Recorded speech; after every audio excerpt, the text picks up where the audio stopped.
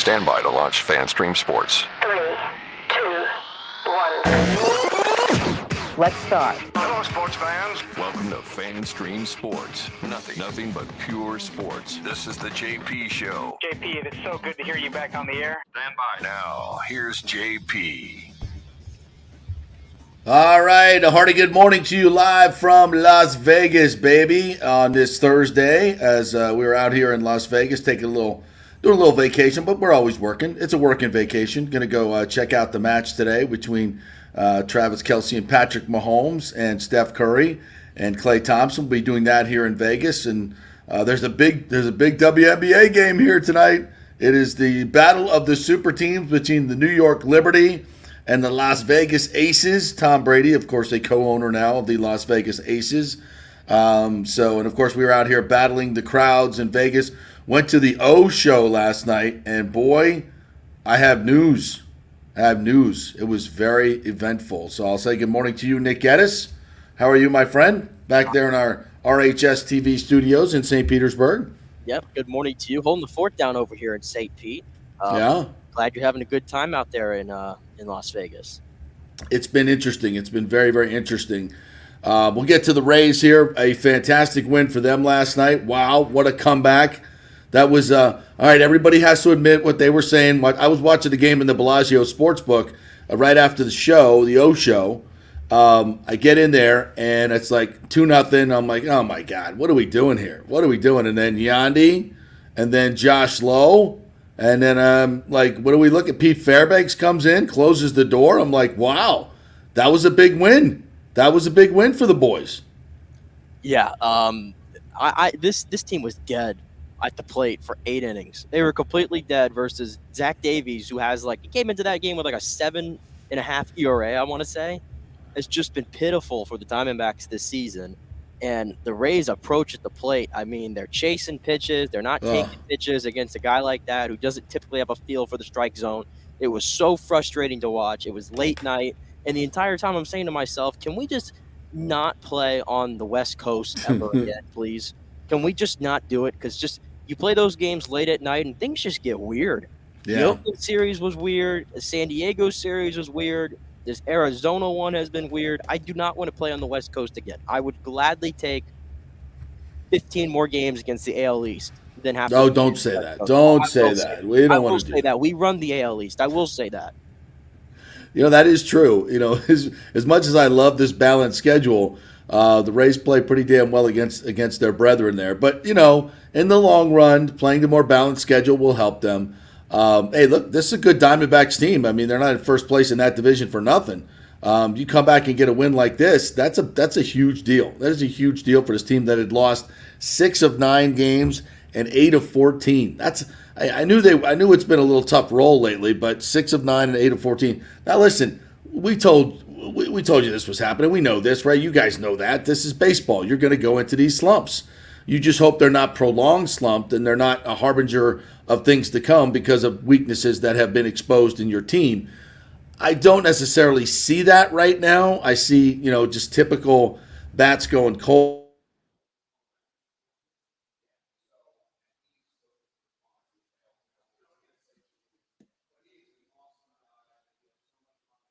Oop, I think JP might have froze on us here.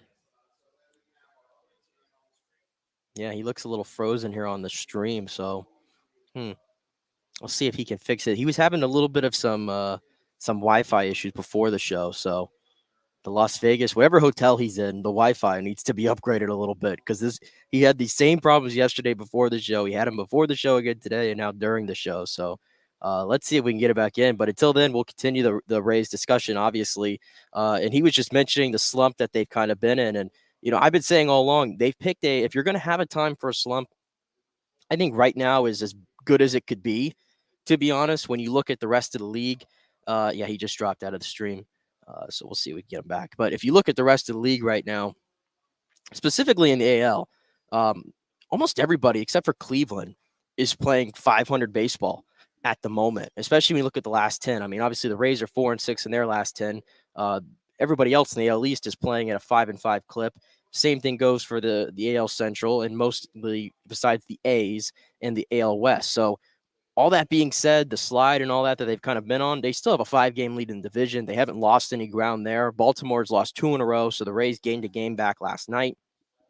It just seems like the entire league is kind of limping towards the All-Star break right now, and especially the Rays, who I believe have still played more games than anybody in the league so far through the first half of the season. And for majority of that, the offense has been absolutely humming.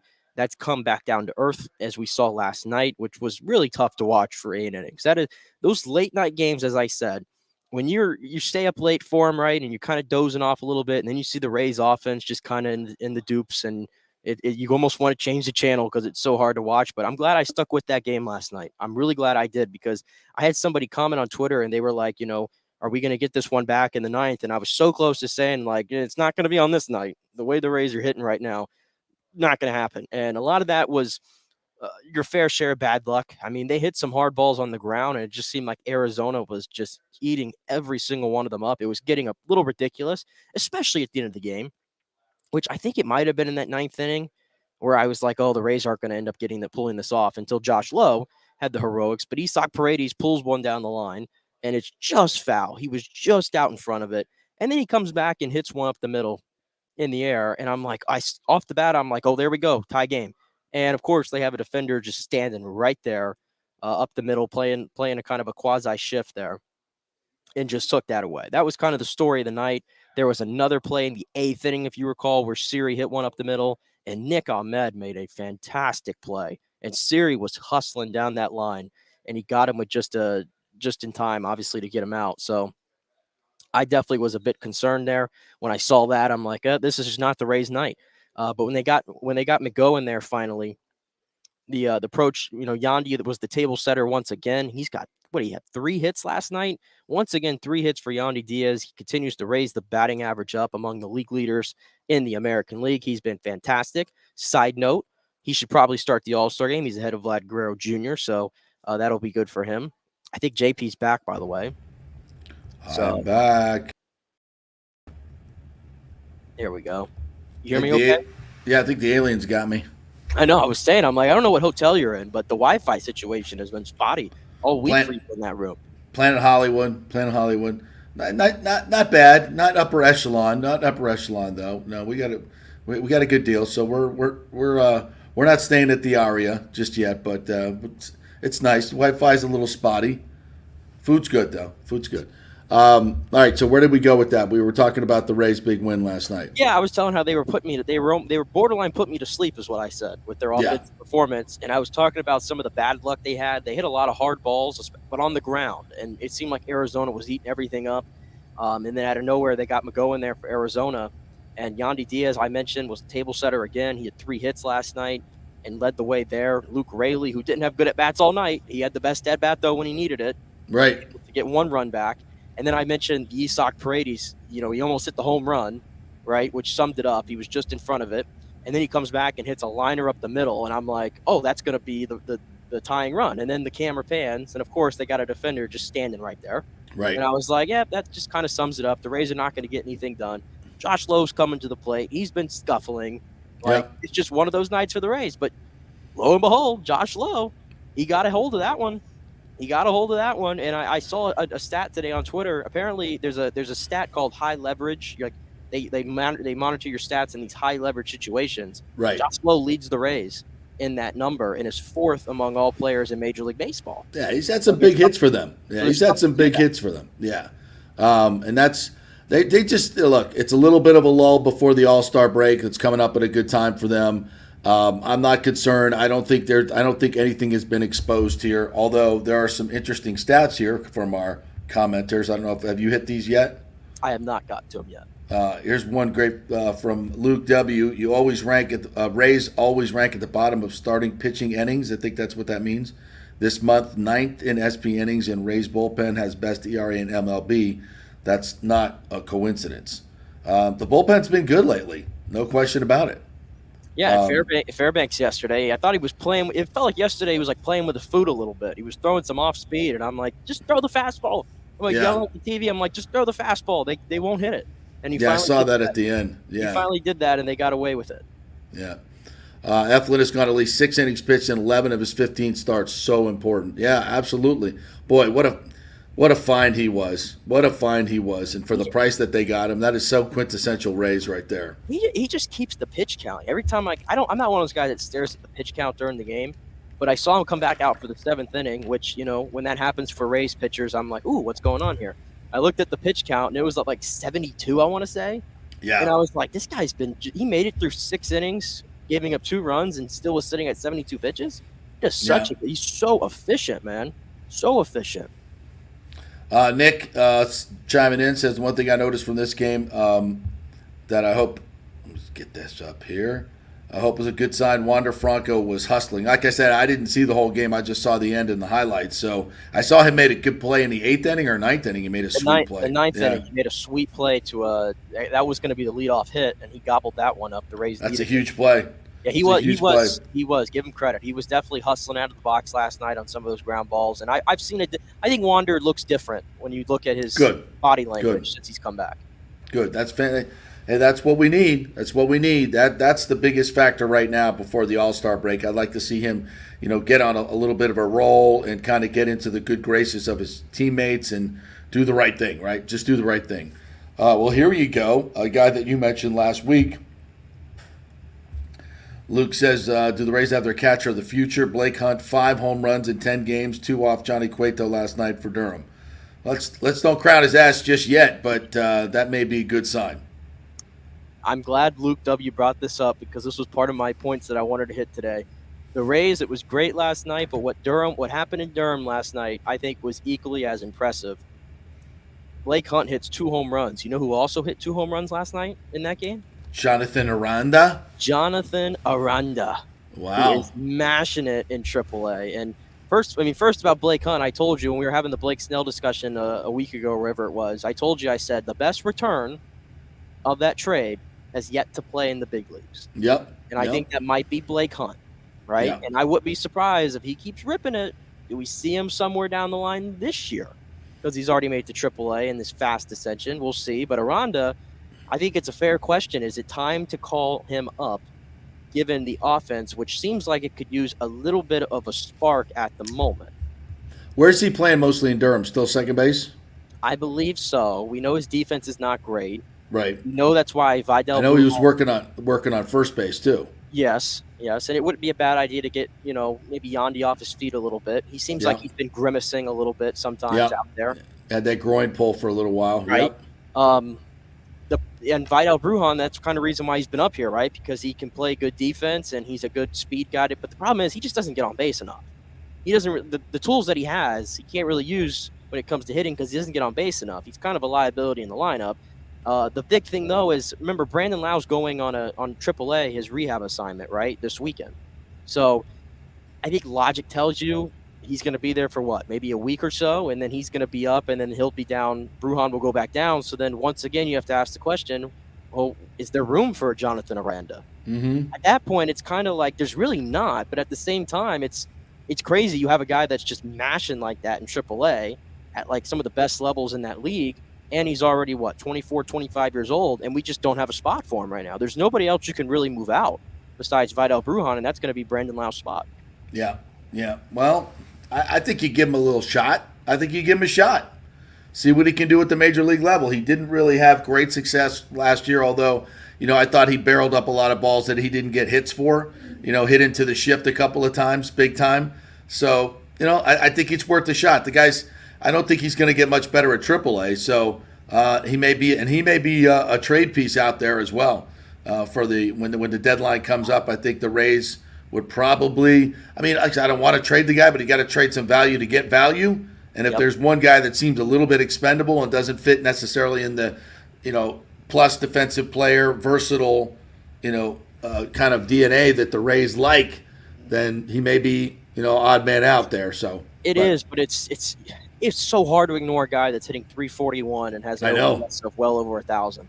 That's unbelievable. It's so hard to ignore that, right? Well, I hope there's somebody from another team that is not ignoring it. Will give us a high-level closer for Jonathan Aranda. Will you take that trade? Talking Chapman? Yeah. Because if you're looking for a spot for Jonathan Aranda, Jonathan Aranda needs to play in the big leagues. Like you said, Yeah. he's not going to get any better at AAA. He's mastered Yeah. that. He needs big league reps. Yeah, the Royals can definitely find a spot for him. Yeah, the Royals would be a perfect spot. They're going nowhere. They're committing to their youth. Jonathan Aranda would fit like a glove there probably for what they're trying to do at the moment. Yeah, I'd float him. It would hurt. Don't get me wrong, it would hurt. But as we've said, we have to be consistent here. We have probably banged on the Rays for not making enough serious moves during the season, right? Mm-hmm. Albeit they did try with Nelson Cruz and didn't work. And we'd love to have Joe Ryan. Let's be honest. We'd have Joe Ryan. He's an all-star. It is what it is. But they've got to get aggressive, and that's the type of move that you probably. You told me not to get sentimental on people that I love. That's right. And I love That's right. Aranda. And if I have a chance to get a Aroldis Chapman or one of these other big-time relievers, he's got to go. He's got to go. Is kind of, I guess, the way you got to look at it. Yeah. I mean, will he come up to the big leagues and probably be a productive hitter? Yeah. But again, he's not part of what the Rays DNA really looks like. So if it doesn't fit, then go get Chapman. That's fine with me. Because I'll tell you what, you put him in the Rays bullpen right now, and it takes your entire bullpen up a huge notch. It puts everybody kind of back in their place. We're not relying on Jason Adam, who I can't really trust right now. I can't. Well, I think if you brought a Chapman in, I think you almost have the remakings of the stable. Yeah. I don't think they have a stable anymore, right? Where Kevin Cash is like, I got guys throwing 98, 99. The only guys who are pumping that right now in that bullpen are Beekman, who's been fantastic, and who I think is going to earn some high leverage opportunities pretty soon here. He's going to have to get them, yeah. And obviously Fairbanks. Throw Chapman in there. That's not a bad 7-8-9. It's not a bad 7-8-9 whatsoever. And if Jason Adam can somewhat figure it out here in the second half of the season, which I'm not trying to close the book on him by any means. No, not at all. And some of these other guys, I think, like Poche, I think has been a lot better lately as well. All of a sudden, you got the makings of a really good bullpen that I feel like I can go into October. Really good insurance. Yeah, really good insurance on that. So, yes, absolutely, 100%.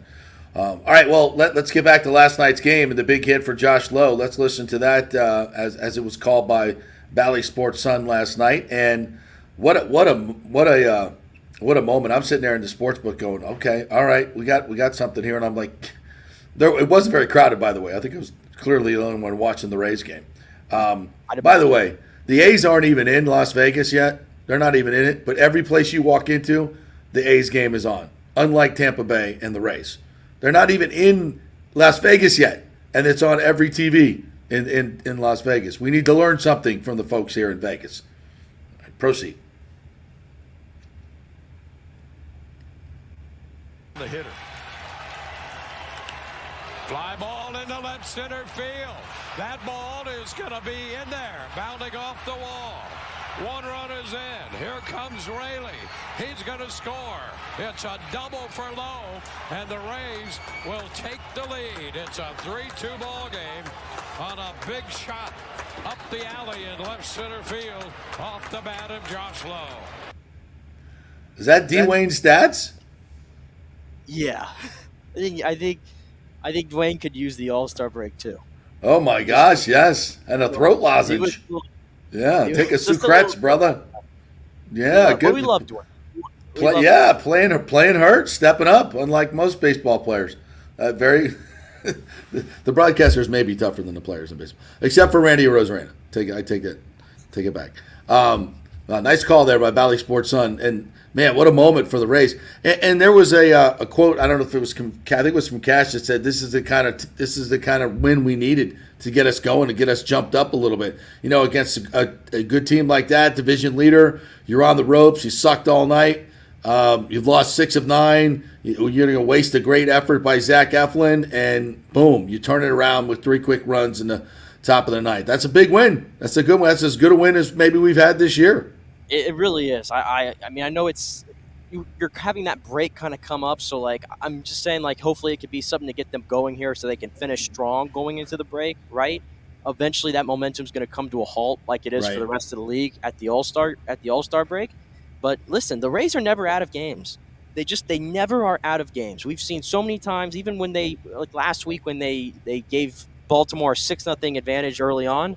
What did they do? Yeah. They battled all the way back. They lost the game, but they made it something. And even the night prior, they were down 5-0, after the first inning, and the next inning they come back out and they put a 4 spot on the board, right? And they make it interesting a little bit before the bats faded away. But regardless, this team's just never out of it. And when you're trying to figure out how they've gotten to 55 wins so far, 55-28, still tops in baseball, by the way, you have to look at so many games that they've stolen. You got to steal games throughout a 162 game season. Absolutely, where the Rays are, and they continue to do that. Hey, somebody mentioned Jose Siri. Thomas Casper here said Siri's hot glue whacked him out.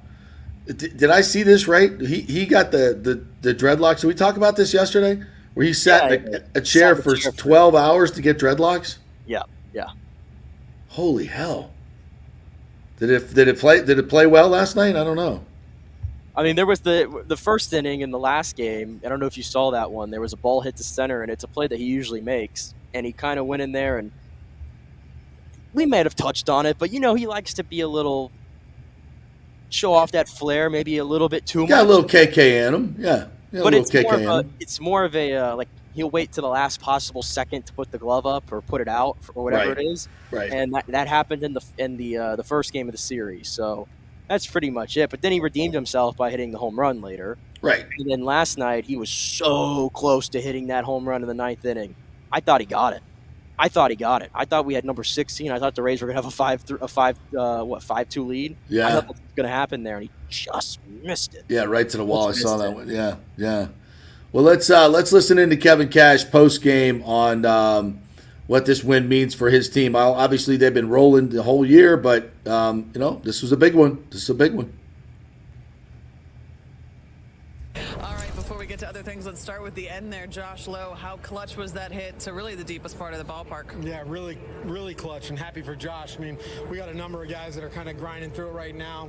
He's probably been one of them, but happy that he came up. He swung through the split 0-0 pitch, but didn't get off the fastball and put a charge into one to pick us up with obviously the biggest hit of the game. You mentioned he was happy to get that hit, especially because of the performance Zach Eflin put on keeping him in the game. What did you see from him? I would agree. I mean, F was pretty special. I mean, anytime a guy goes out there that efficient, pretty dominant, gives up 2 runs, we feel like we should do enough offensively to help him get a win. We didn't get him the win, but we got the team win, and that's probably most important. Was this a refreshing win for you guys, seeing as it feels like you may have been grinding out some things here in June? Yeah, I think so. Look, the way that game went for the first hour and a half, it wasn't going our way.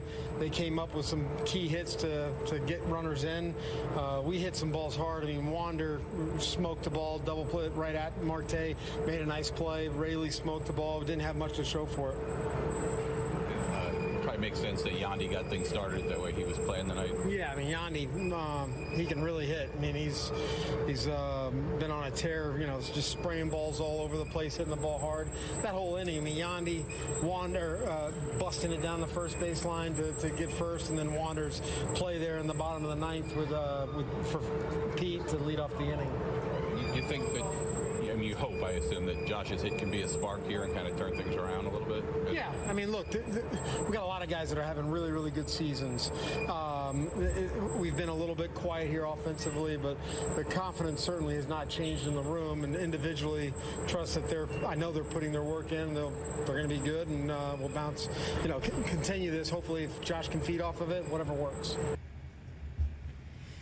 There's Kevin Cash, courtesy of Valley Sports on last night post game, talking about what a big win this is for the Rays. So, but they got one more with the D-backs, right? Today? Yeah, one more with the D-backs. Yanni's going to be a bulk guy today, opener, and then Yanni. Yeah, he had a rough outing last time out, so we'll hope Yanni gets it together a little bit here today. All right, I got to tell you what happened last night. Should we take a break? Yeah, let's take a break, and I'll come back and tell you. I got a little tease. So you've heard of the O Show, right, at the Bellagio? It's one of the most incredible shows, and it's freaking amazing. I'm going to tell you a little bit about it. But we had an incident last night. They had to delay the show. It was, really, really scary moment. What did you do? I'll explain. I'll explain when we come back. A big thanks to the Jeeves Law Group, JEEVES lawgroup.com. If you have been involved in an accident, they are the ones to call. Get that personal attention from a nice-sized law firm. They're not so big that they'll forget your name. Trust me, I see these ads all the time for the bigger law firms. I went through that whole situation myself. Get the personal attention from Jeeves Law Group that you deserve. Go to their website, jeeveslawgroup.com. Back in 3 to Las Vegas, baby.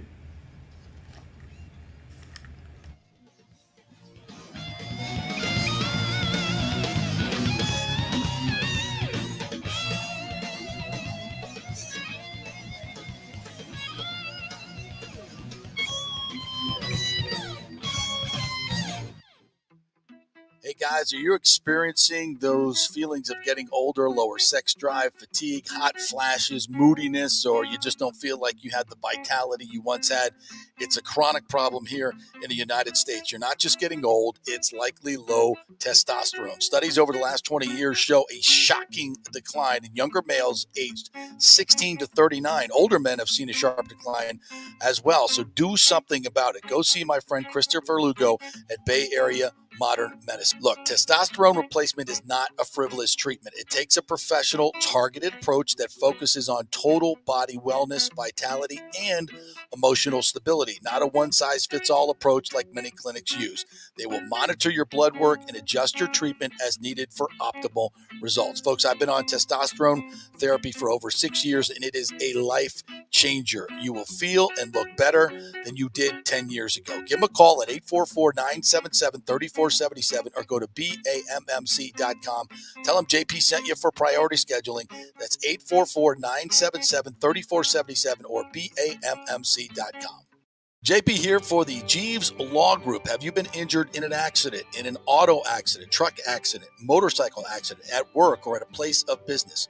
Well, call the Jeeves Law Group and get the personal attention that you deserve. I made the mistake many, many years ago with going with one of the bigger law firms, the national law firms. And let me tell you, getting a call back from those folks was next to impossible. Weeks and weeks would go by. Never get a call back. That doesn't happen with the Jeeves Law Group. Personal attention is what they're all about. When you call the Jeeves Law Group, you will be part of the family. They will represent you in a vigorous and aggressive way against the insurance companies. These larger companies will promise bigger settlements, but it's the Jeeves Law Group that will get you the best results. If you're tired of dealing with these bigger law firms, check out the Jeeves Law Group. Go to jeeveslawgroup.com, tell them JP sent you, get a free consultation. It's the Jeeves Law Group. Scott Jeeves has been representing clients in the Tampa Bay area for over 25 years. Give them a call. It's a free call, 727-894-2929, 727-894-2929, or go to jeeveslawgroup.com. During COVID, over 1.7 million people were added to the Florida Medicaid rolls, but as of April 1st, 2023, most of these people may not be eligible for the Medicaid coverage and will lose their health plan. If you have been notified you are losing your coverage, don't freak out. It's very likely you can apply for a federal subsidy under the Affordable Care Act. Just call 877-652-0244.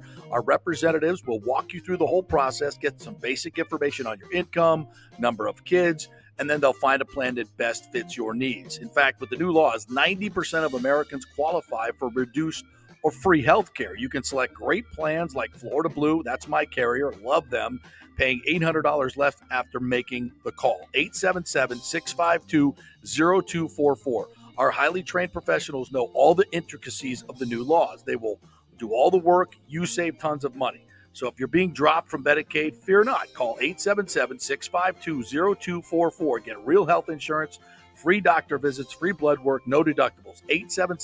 877-652-0244. Hey, JP here for Extravaganza Productions Incorporated, EPI. You've probably seen their purple logo at so many events that you've gone to. They are based in Tampa.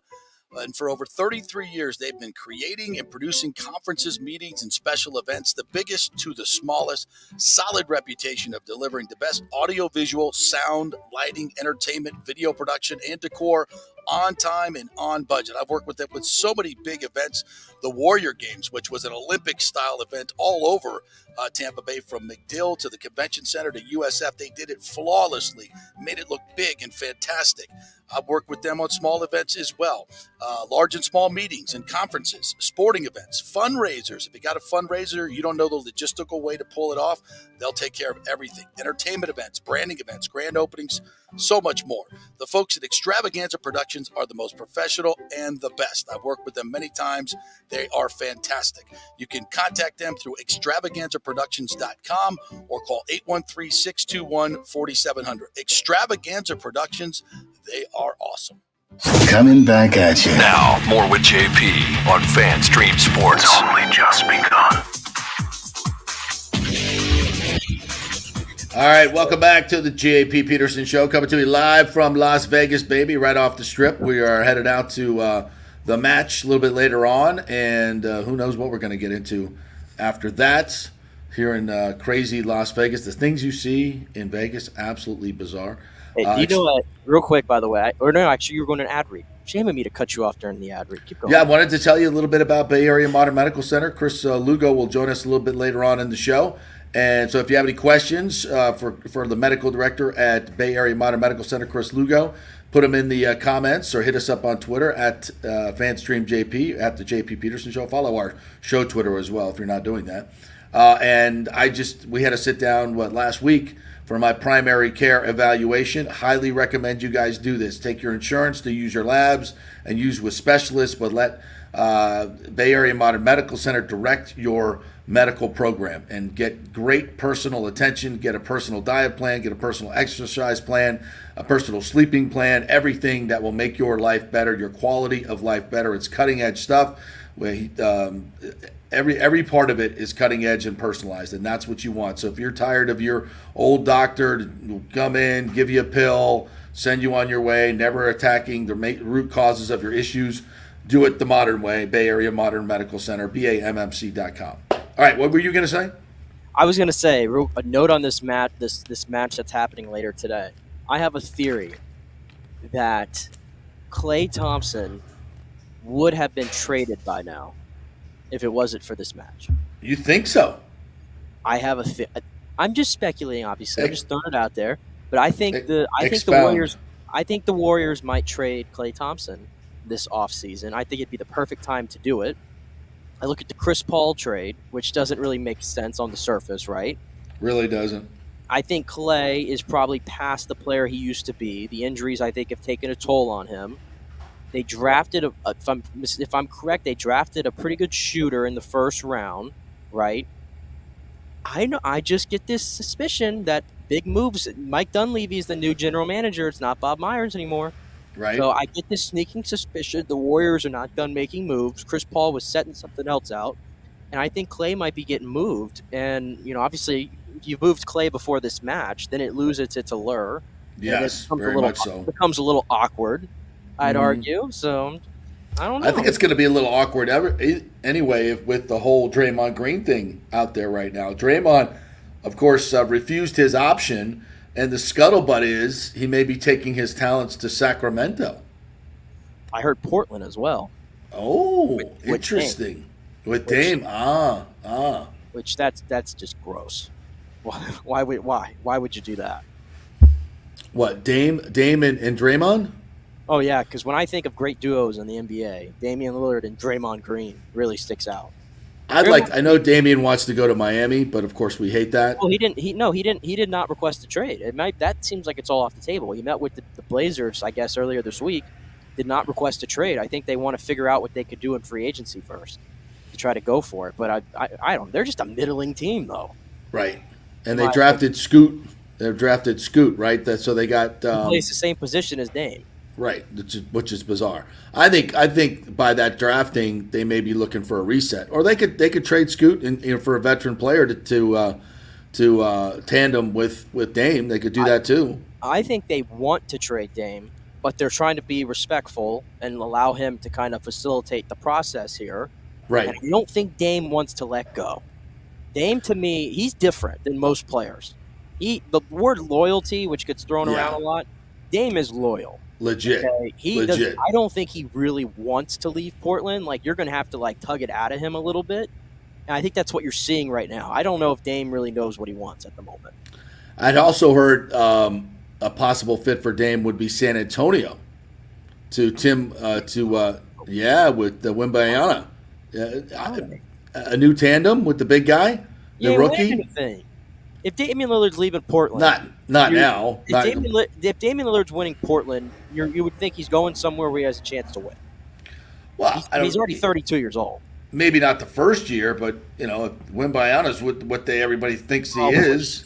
Please. Good. Listen, I think the makeup of the NBA in the next week or so when free agency starts going to get very, very interesting. We'll actually pay a little bit of attention to that. All right, so I teased this thing from last night. So we go to the O Show. Shout out to our good friend Henry Strasser for hooking us up with tickets right like 20 rows up right in the middle. Fantastic. Unbelievable. So the O Show is this big theater they have, probably about 5,000 seats.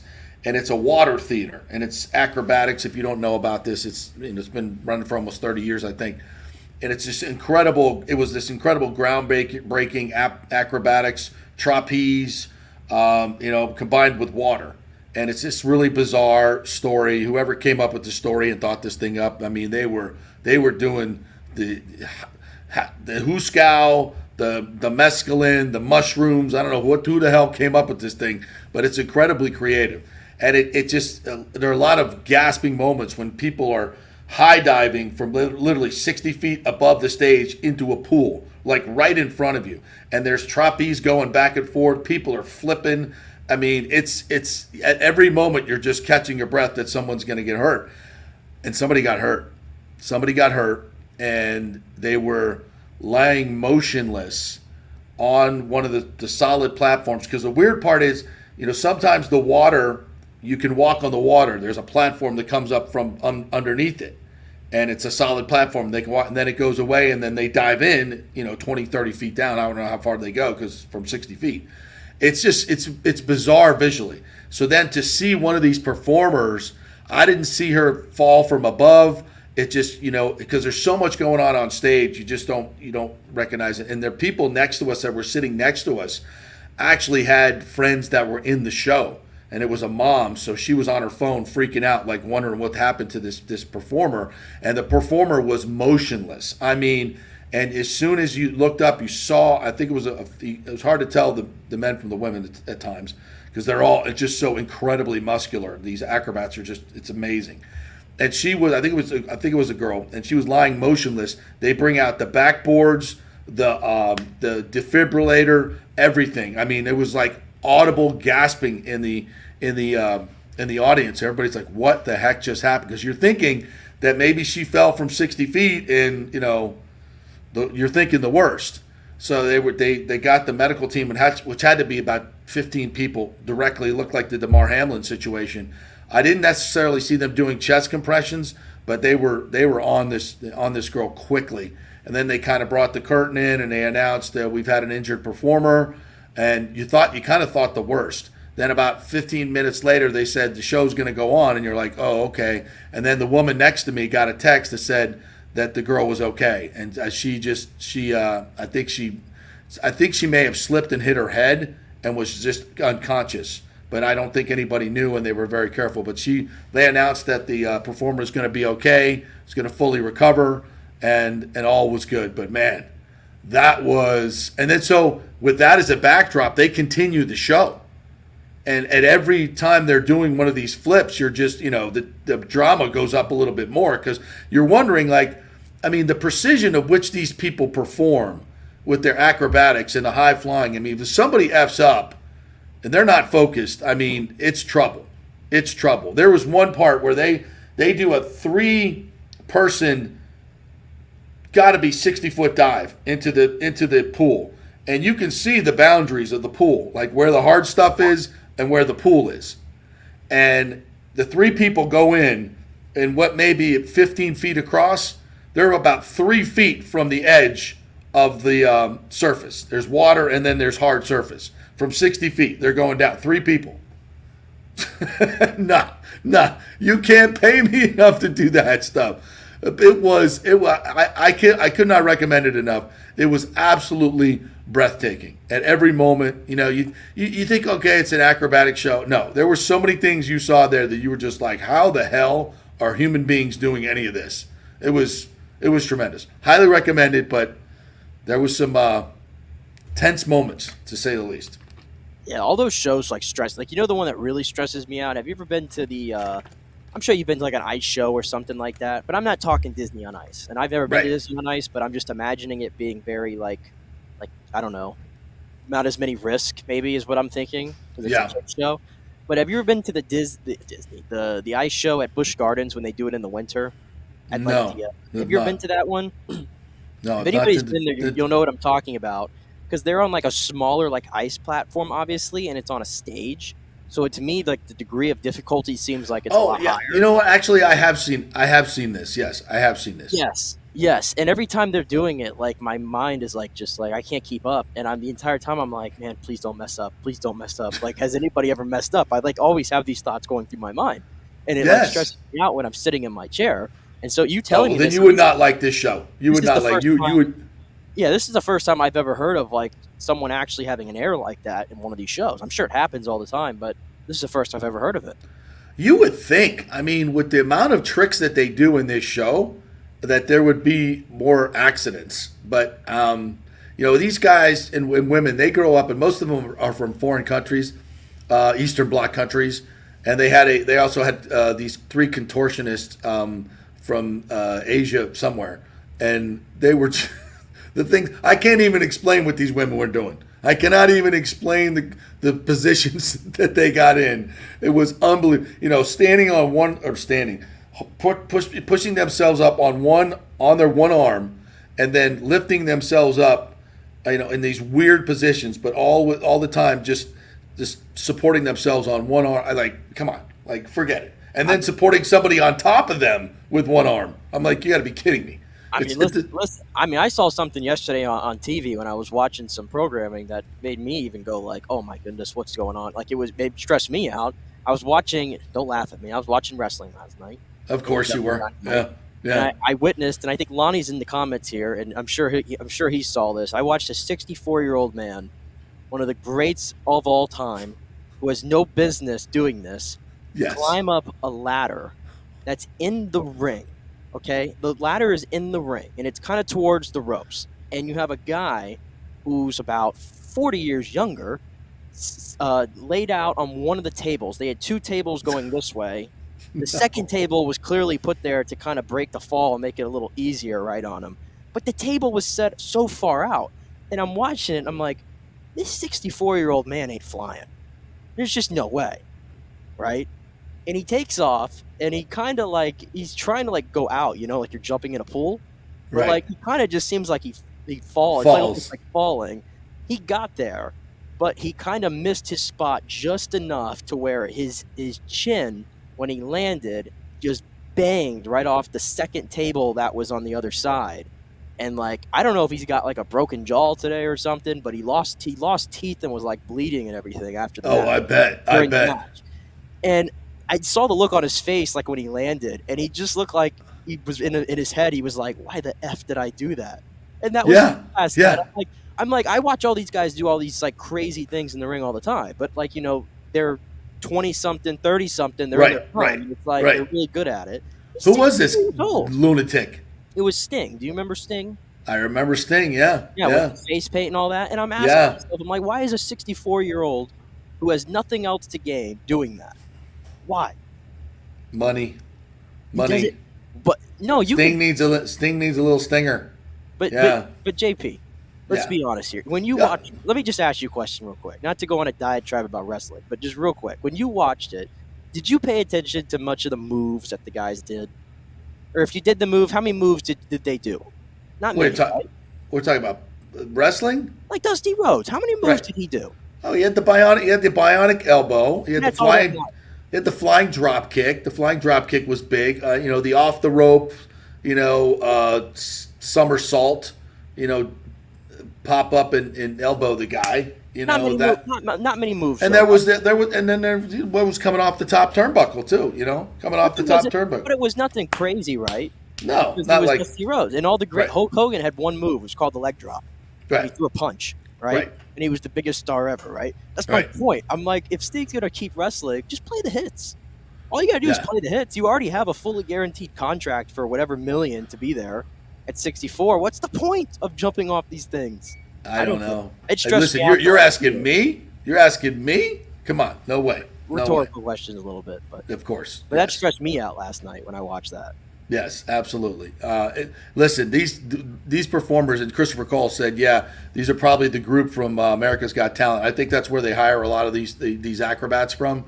Yeah, and those shows. I don't know if you watch those shows. You watch America's Got Talent. Like that's a guilty pleasure for me. When I'm surfing, I got time to stop. I'll be like, oh yeah, I want to watch. Some of the shit they do is just insane.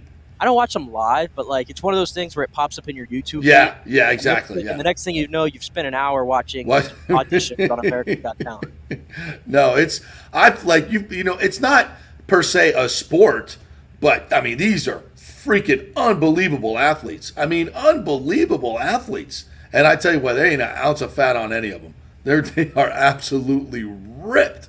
It's impressive stuff. It is impressive stuff, and only kind of stuff you'll like. Vegas, I think, is the only place you'll see a lot of this. I know they travel with the Cirque du Soleil, and they do a lot of different stuff, but it's freaking crazy. And I thought I was witnessing something really, really bad last night. I think a lot of people did, and thank God it was that performer is going to be okay. I know we didn't give us any specifics as to what happened, but from what the people next to us were saying, I think she definitely got a concussion, was unconscious because she said, yeah, they're conscious again. So it may have been more than one, but it was scary stuff.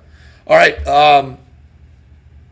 Wanted to talk a little bit. We did the Rays, the Tampa Bay Lightning. We talked a little bit about this yesterday. Ross Colton getting dealt to the Avalanche for the 37th overall pick, and then the NHL draft going on last night. Oh, you got a little sound from last night's number one pick from the draft, don't you? Not from the number one pick. It is what it is. Connor Brower, number one. But I had the viral moment of the night. I don't know if you got a chance. Oh, that's the Carey Price thing. Yeah. Did you see this before? No, I did not. No. Tell the folks and play the audio. Okay, so the Canadians had the 5th pick, and they brought up, the entire, Canadian brass was up there, including Vinny Lecavalier, by the way, who works for the Canadians. He was up there, looking good. But they had Carey Price come up there to announce the pick. He came up there to announce the pick. Some other players didn't well.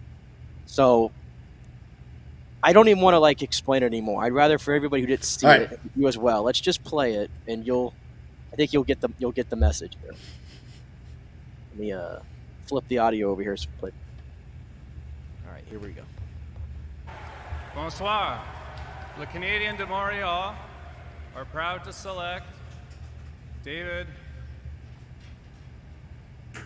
Whoops.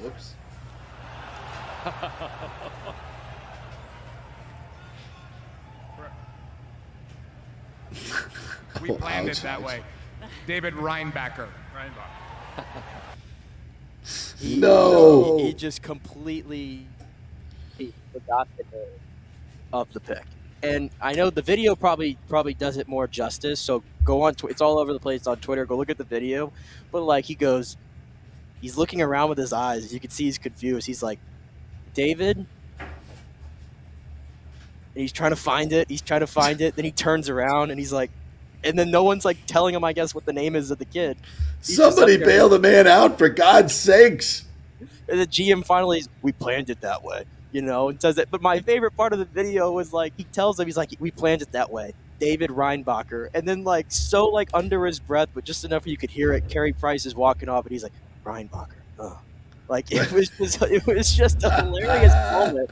And I was watching it live. That was the best part of the night because these NHL drafts. I mean, they are what they are, right? But that was the best. That was the best moment of the night. But then I also felt a little bad because then I realized Carey Price, he hadn't played in a while, and it was because he's had this. I think he's had these mental health struggles from addiction to it was substance abuse addiction. I think from mental health issues. Oh, and he mentioned directly when he's in large groups, he has anxiety. Yeah. So I was like, do I want to really go too hard on the guy? Because then I've forgotten about that. Then it becomes a little bit of a touchy subject. But if you didn't know the context of that last night, and I don't know if that was part of it, I'm just putting that out there for context. It was a little funny moment. I don't think anybody. Yeah. I felt bad for the kid a little bit who got drafted. Nice save by the GM though. Nice save. Save by the GM. Yeah, that's a big save. And we all know who David Reinbacher is now. Yeah, we won't forget that. We won't forget that. But the Lightning now will hopefully be able to sign Alex Killorn and Tanner Jeannot. Brisebois said of Killorn, all of us want him to stay. He's a big part of our organization and has played a huge role in the past. Alex has stated publicly as well that he has a very strong preference to play for the Lightning and continue his career here, but at the end of his career with us, which is what we're trying to accomplish here. But obviously we haven't come to terms yet. So, the first offer from the Lightning to Killorn was rejected, so they'll continue to work on that. But I guess the question is, are you okay letting Ross Colton go in order to sign a 34-year-old Alex Killorn to a larger deal? And that's what Brisebois is obviously doing here, and also to keep Tanner Jeannot. So I think they've got about like 7.3 or 7.5 million in cap space to work with to try to get those two guys. And then on top of that, you have to think about how you're going to fill out the rest of the lineup. Right. Because I'm just here to tell you right now. I mean, I can be, quite optimistic about the Lightning going forward, but if I see a bottom six that consists of the Cole Koepkes of the world and the Gabriel Fortiers of the world, I don't know, because I know I say that at the same time, I don't really want to run it back with Perry, Maroon, and Belmar again. I think they need to switch that up. Yeah. Yes, I agree. But they got to have flexibility to add a little bit. They obviously backup goaltender is not the biggest thing in the world, but they got to get one of those guys. And I think we'd all agree they got to get another guy on the blue line, which makes me seem like maybe another move's coming. I think probably Bogosian. Bogosian seems perfect to probably send out of town. Yeah, and that would free up, I think, some more cap space as well. Colton had 16 goals and 16 assists last season while playing primarily on the Lightning's third line. It was a dip from his 22 goals, 17 assists first NHL full season. I think you said it best yesterday that they believe that Colton has plateaued, and it would be, and they see a lot more than we see, right? They see and this is not to disparage him in any way, but there's certain things that they look for in players that they want that they felt that they weren't getting at a high level from Ross Colton, and they would rather keep Alex Killorn and Tanner Jeannot. And we'll see how that works out, but I think we're still a long way from seeing the finished product of what Brisebois is going to bring here. And it's these are big decisions to make, and he's really hamstrung with a lot of these big contracts. But when you have this many superstars like the Lightning have, I mean, would you rather have a core of players, 6 players, 5-6 players that have won you 2 cups that are still, a lot of them are still in their prime, right? And I think he's doing the right thing. The Killorn thing is a bit of a gamble, We talked a lot about this yesterday. He's given us a tremendous amount of playoff huge goals. He's played so big and so many big moments, but you can't pay for past performance. Well, let's be honest here, too, about where the Lightning are. We don't want them, I said this yesterday, I don't want them to become what Pittsburgh is right now. But I think we all have to acknowledge at some point in the next few years, 4 years, 5 years, whatever it may be, right? Because some of the core is still, not even 30 yet, right? Right. This team just might not be very good. I was going to say suck, but I'm not going to go that extreme. They're just not going to be anywhere near what they are at some point here in the next few years. They have no draft capital for the foreseeable future up top, right? They don't have much cap flexibility to work with the roster with all these long-term contracts. And some of the core is aging. So is this the Lightning and Brisebois saying, well, you know what? We're going to be really bad anyway at some point. We might as well just keep investing in the guys we have right now and just keep trying to go for it. I mean, I think that's the play. Like, I think the strategy of prioritizing Killorn and Jeannot over Ross Colton, I do like that. I think that's the right play. But at what cost? I mean, if you want to bring back Tanner Jeannot, I probably would give him, maybe $2 million at the most if I'm looking for the year on that. The AAV, yeah. AAV on that. Maybe $2 million at the most, but preferably I'd like to get it maybe under that. And Killorn, I said yesterday, if it's going any higher than 5.5 and we're getting to the 6.5 range, or God forbid we get to 7, respectfully, I just walk away. I mean, that's me. That's me. I know that's a pretty harsh decision. I know a lot of people might be split on that, but that's just me because I do think Kaloran, coming off a career season like that, there's been so many other examples of guys around his age that go out into that free agency market, and it only takes one team. And these NHL teams have proven they want to put out big money to some of these free agents. They do. They always do it.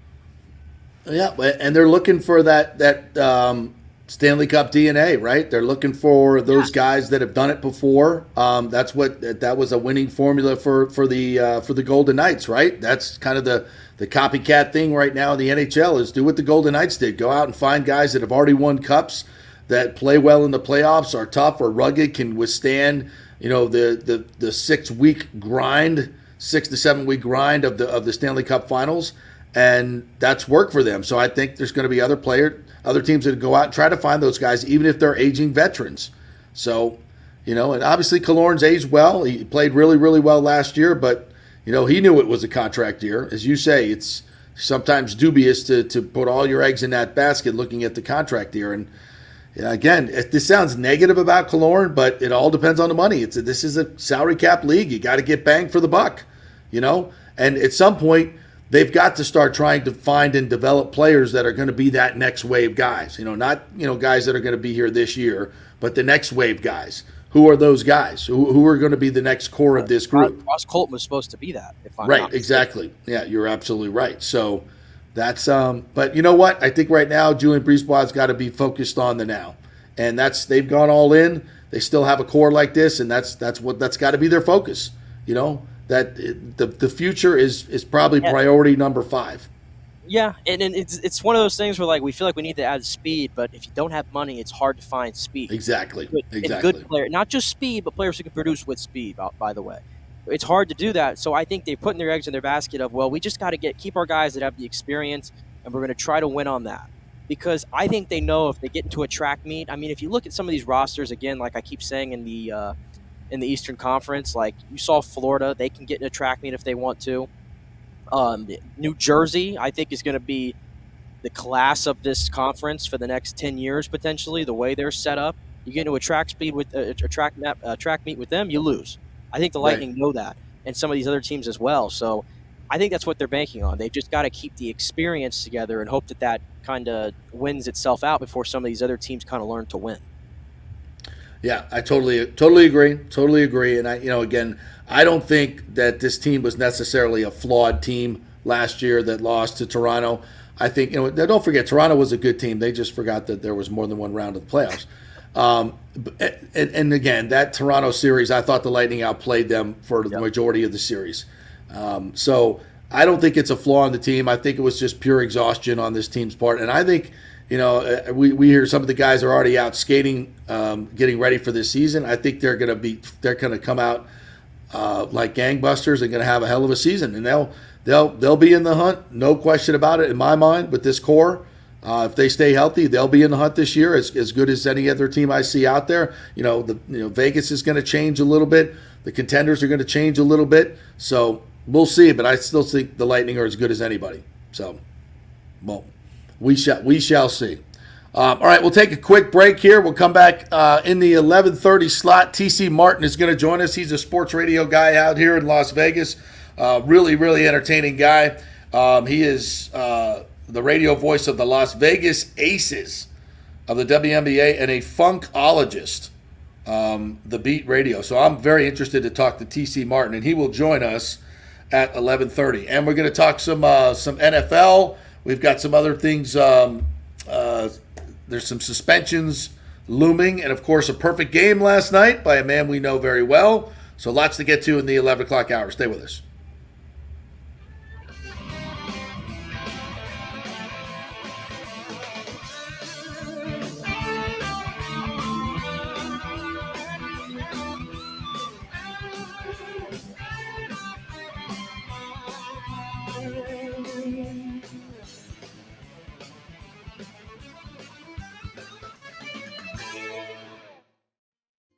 This is for all you guys who don't want to go to the gym and do 5,000 crunches. At Bay Area Modern Medical Center, you can get on the new True Body machine where you can reduce fat and tone up your muscle. It's like doing 54,000 crunches in just 15 minutes.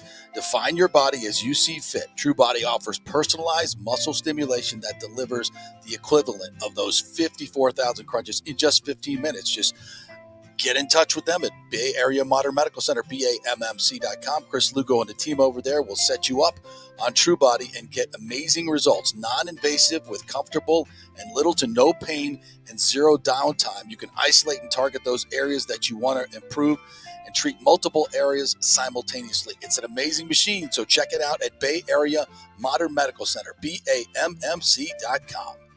Well, Fitz the mortgage guy did it again. A listener heard his ad, was going to another big bank, but called Scott Fitzgerald at American Mortgage Services of Tampa, and Fitz saved him $618 on his monthly payment. Are you kidding me? Folks, that's big money. Rates are going up, they're going down, they're going all over the place. Scott will shop your loan and save you lender fees and get the best rates. Email him, scott@amstampa.com, or call 813-294-7595. That's Fitz the mortgage guy. Lots of stuff going on right now, and these rates are going all over the place. You need somebody knowledgeable in the market that will work hard for you and get you the best deal. That's my man, Scott. He's done 3 loans for me, done thousands of loans for local folks here, works with a lot of the coaches and players in the area. He's the guy. 813-294-7595, or go to scott@amstampa.com. Insurance coverage can be confusing and expensive. I mean, where do you start? Which companies can you count on to pay out fast and fair? Well, call the great folks at Italiano Insurance. It's a family-owned business. Jeff and Nat Italiano are carrying on the 60-year-plus tradition of giving amazing customer service and giving back to the community through their annual backpack drive for needy students and their support of the local pediatric cancer patients. But it's the customer service that sets them apart. They can shop all your insurance needs and save you big-time money. Don't hop on the internet and waste time looking at some bogus reviews. Talk to knowledgeable agents and not some voice-generated robot. These are confusing times for homeowners, and Italiano's team of experienced professionals can provide the right coverage for every situation: home, auto, business, life. It's Italiano for all the pieces of your life. Call 813-877-7799 or go to italianoinsurance.com. During COVID, over 1.7 million people were added to the Florida Medicaid rolls, but as of April 1st, 2023, most of these people may not be eligible for the Medicaid coverage and will lose their health plan. If you have been notified you are losing your coverage, don't freak out. It's very likely you can apply for a federal subsidy under the Affordable Care Act. Just call 877-652-0244. Our representatives will walk you through the whole process, get some basic information on your income, number of kids, and then they'll find a plan that best fits your needs. In fact, with the new laws, 90% of Americans qualify for reduced or free health care. You can select great plans like Florida Blue. That's my carrier. Love them. Paying $800 left after making the call. 877-652-0244. Our highly trained professionals know all the intricacies of the new laws. They will do all the work. You save tons of money. So if you're being dropped from Medicaid, fear not. Call 877-652-0244. Get real health insurance, free doctor visits, free blood work, no deductibles. 877-652-0244. Hey, JP here for Extravaganza Productions Incorporated, EPI. You've probably seen their purple logo at so many events that you've gone to. They are based in Tampa. And for over 33 years, they've been creating and producing conferences, meetings, and special events, the biggest to the smallest. Solid reputation of delivering the best audio-visual, sound, lighting, entertainment, video production, and decor on time and on budget. I've worked with them with so many big events. The Warrior Games, which was an Olympic-style event all over Tampa Bay, from McDill to the Convention Center to USF. They did it flawlessly, made it look big and fantastic. I've worked with them on small events as well, large and small meetings and conferences, sporting events, fundraisers. If you got a fundraiser, you don't know the logistical way to pull it off, they'll take care of everything. Entertainment events, branding events, grand openings, so much more. The folks at Extravaganza Productions are the most professional and the best. I've worked with them many times. They are fantastic. You can contact them through Extravaganza extravaganzaproductions.com or call 813-621-4700. Extravaganza Productions, they are awesome. Ladies and gentlemen, let's rock. This is FanStream Sports with JP. All right, welcome back to Vegas, baby. Here as we are live. We'll be heading out to the match a little bit later on today at the Wynn Golf Course here in downtown Las Vegas, right off the boulevard. So we'll have some stories to be had tomorrow on that. So we'll get that for tomorrow's show. Also, I've just been alerted. I didn't realize that the NHL draft starts this morning, and we may have a pick from the Lightning at number 37 during the show. Is this correct? Oh, you know what? I'm so shocked. I'm so shocked. Number one, that the draft starts in the morning. Number one. Number two, I'm so shocked that I had no idea. Right? Yeah.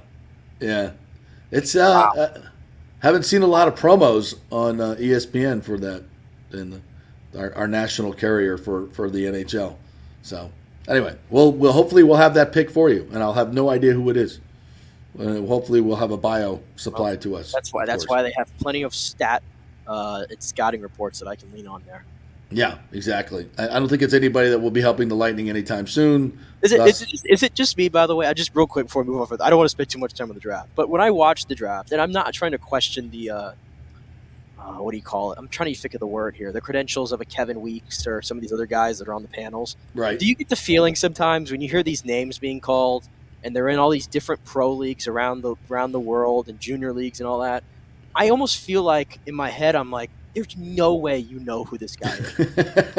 There's no way you watched him. There's no way you could tell me his play style. There's no way you could tell me you love him, as I heard multiple times last night. I get the feel. I don't know. That's just me. I'm sure these guys do all the homework, but it just doesn't come off like that. Like maybe, I don't know. That's just me. But how does anybody know who these guys are? They're hockey freaks, man. They're hockey nerds and hockey freaks. They watch the numbers coming up from the OHL and all these other. They watch and listen when like Canada is playing Czechoslovakia or whoever, some Eastern Bloc country in like the 18 and under juniors. Brian Bradley's like watching it on his phone. Seriously, like they know these young players. They've watched them come up. And hockey people are interested in this stuff. They watch it like we watch minor league baseball. They know these players from around the world. It's true. And they do. So I'm like, I'm like, what are you watching there? He's like, oh, the under 18s are in Canada are playing, Sweden. And I'm like, oh, wow, okay. So thrilling. Maybe that's just a me problem. I don't know who any of the names are. So after I made it past like the first four, I was like, I think I'm tuning out now. Yeah, there's a lot of stuff going on out there that we got to keep up with, and that's just not really high on the list. Let me know when he's skating at Syracuse and ready to come up, and then we'll chat him up to be sure. I wanted to get to a couple stadium questions because yesterday I believe the folks at 620 had our good friend Ken Hagan on. I saw a lot of the quotes, didn't listen to the interview, but it seemed like most of the stuff they put out was what we had from Ken about a month ago on our show. So I don't think there were any new developments. They're still focused on that Ybor Marina.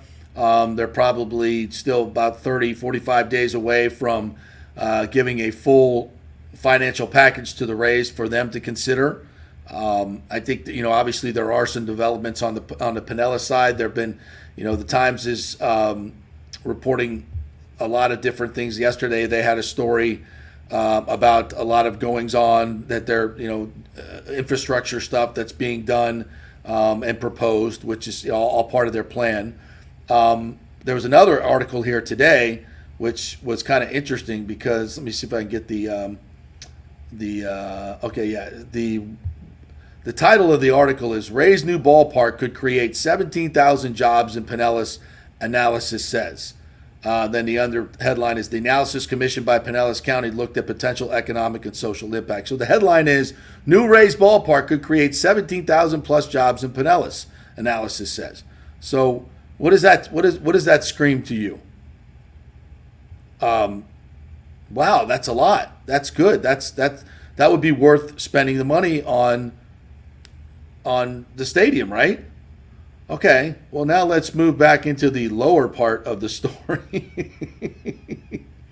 And here's the headline, folks. Let me get to the actual quote here. Don't want to screw this up. Oh, wow, I missed the quote. Here it is. St. Petersburg City Council Richard Floyd said the report's estimate of $185 million in total incremental county tax collections over a 30-year period made him hesitant when $500 million ballpark could be subsidized with public dollars. He also said job estimates like these are difficult to trust. Quote, "It wasn't as much tax revenue generated as I would have hoped for. We're talking about significant subsidy right now." Okay, that's the headline. That's the headline. The headline is study by Pinellas County of job creation for a $500 million price tag comes up way short. That's the headline. Not 17,000 jobs created. The headline is it's only going to generate $185 million in total incremental county tax collections over a 30 period, and council members are hesitant to spend that kind of money on such a poor return.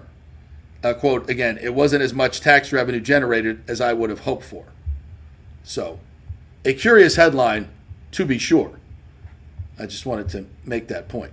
And it also is a point that, again, we've talked about this in Pinellas forever. It's a failed location. It's a failed location.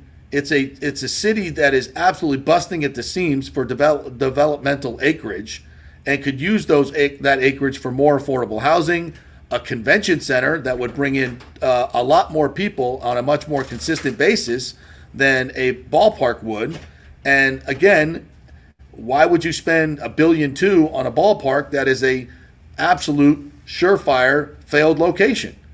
And this is where the whole process in St. Petersburg is just very odd, is that they're sitting here doing all these projections, and they're doing everything to keep it out of the public record that they possibly can.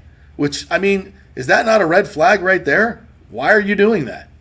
I don't know. Well, I do know, because they want to pass this bill. They want to put this expenditure out there, and they don't want a whole lot of public comment on it. They don't, because they know the public is not going to support it. And this article right here is another example of poor use of tax dollars. Now, I'd like to see them do a projection on what a convention center would bring in terms of incremental tax dollars. I think it would be vastly more. And we all know that the stadium would be much better located in Tampa, where they can make a lot more money from the developmental tax. So a couple articles that were written this week, I think they would seem on their face to support this continued false narrative that St. Petersburg is a done deal and it's happening and this is going to happen. I still don't believe that to be the case. Well, I'll just say first and foremost, I don't typically get in the weeds when it comes to that's my job. That's your job. Yeah, you're more versed in that. I'll sound like a blibbering idiot if I try to understand a lot of these things, right? But I would just tell you this, just from my surface level and my opinion on this. As we get closer to 2024, and what's today? June 29th. So basically we're in July. We're more than halfway through the year. We're 6 months away from the real deadline.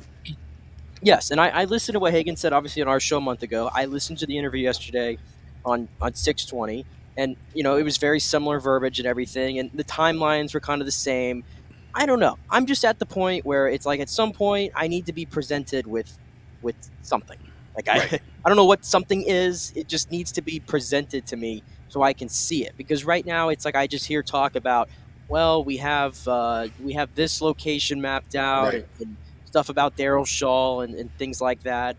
It to me it's still, in my opinion, it comes off very vague. It's a little vague for me. Where give St. Pete credit, they have obviously the plan. They have everything almost at the table there. Right. It seems like. And I'm not seeing that from Tampa, or either I'm not seeing it, or they're not doing a good enough job of vocalizing it and giving the right verbiage to it. If I'm making sense here, I agree. That's kind of what I'm seeing right now. Well, here's the problem, and this has been Yeah, as Hagan has said, like time is on the essence, and the urgency needs to be there. And I'm still waiting for Tampa to almost get on board there. Well, here's the problem, and this has obviously not been reported widely, but Ken has talked about it, and I've talked to other people about this. The Rays have been very obstructive when it comes to doing the deal in Tampa for the last 2 or 3 years. They have not been very forthcoming with information. They have not worked with Tampa and the TSA the way you would hope that they would. Now, they re-engaged in the last 6 months and to be more substantive in their talks. But if people are like, well, why don't they have the Ellsworth? Why don't they have a?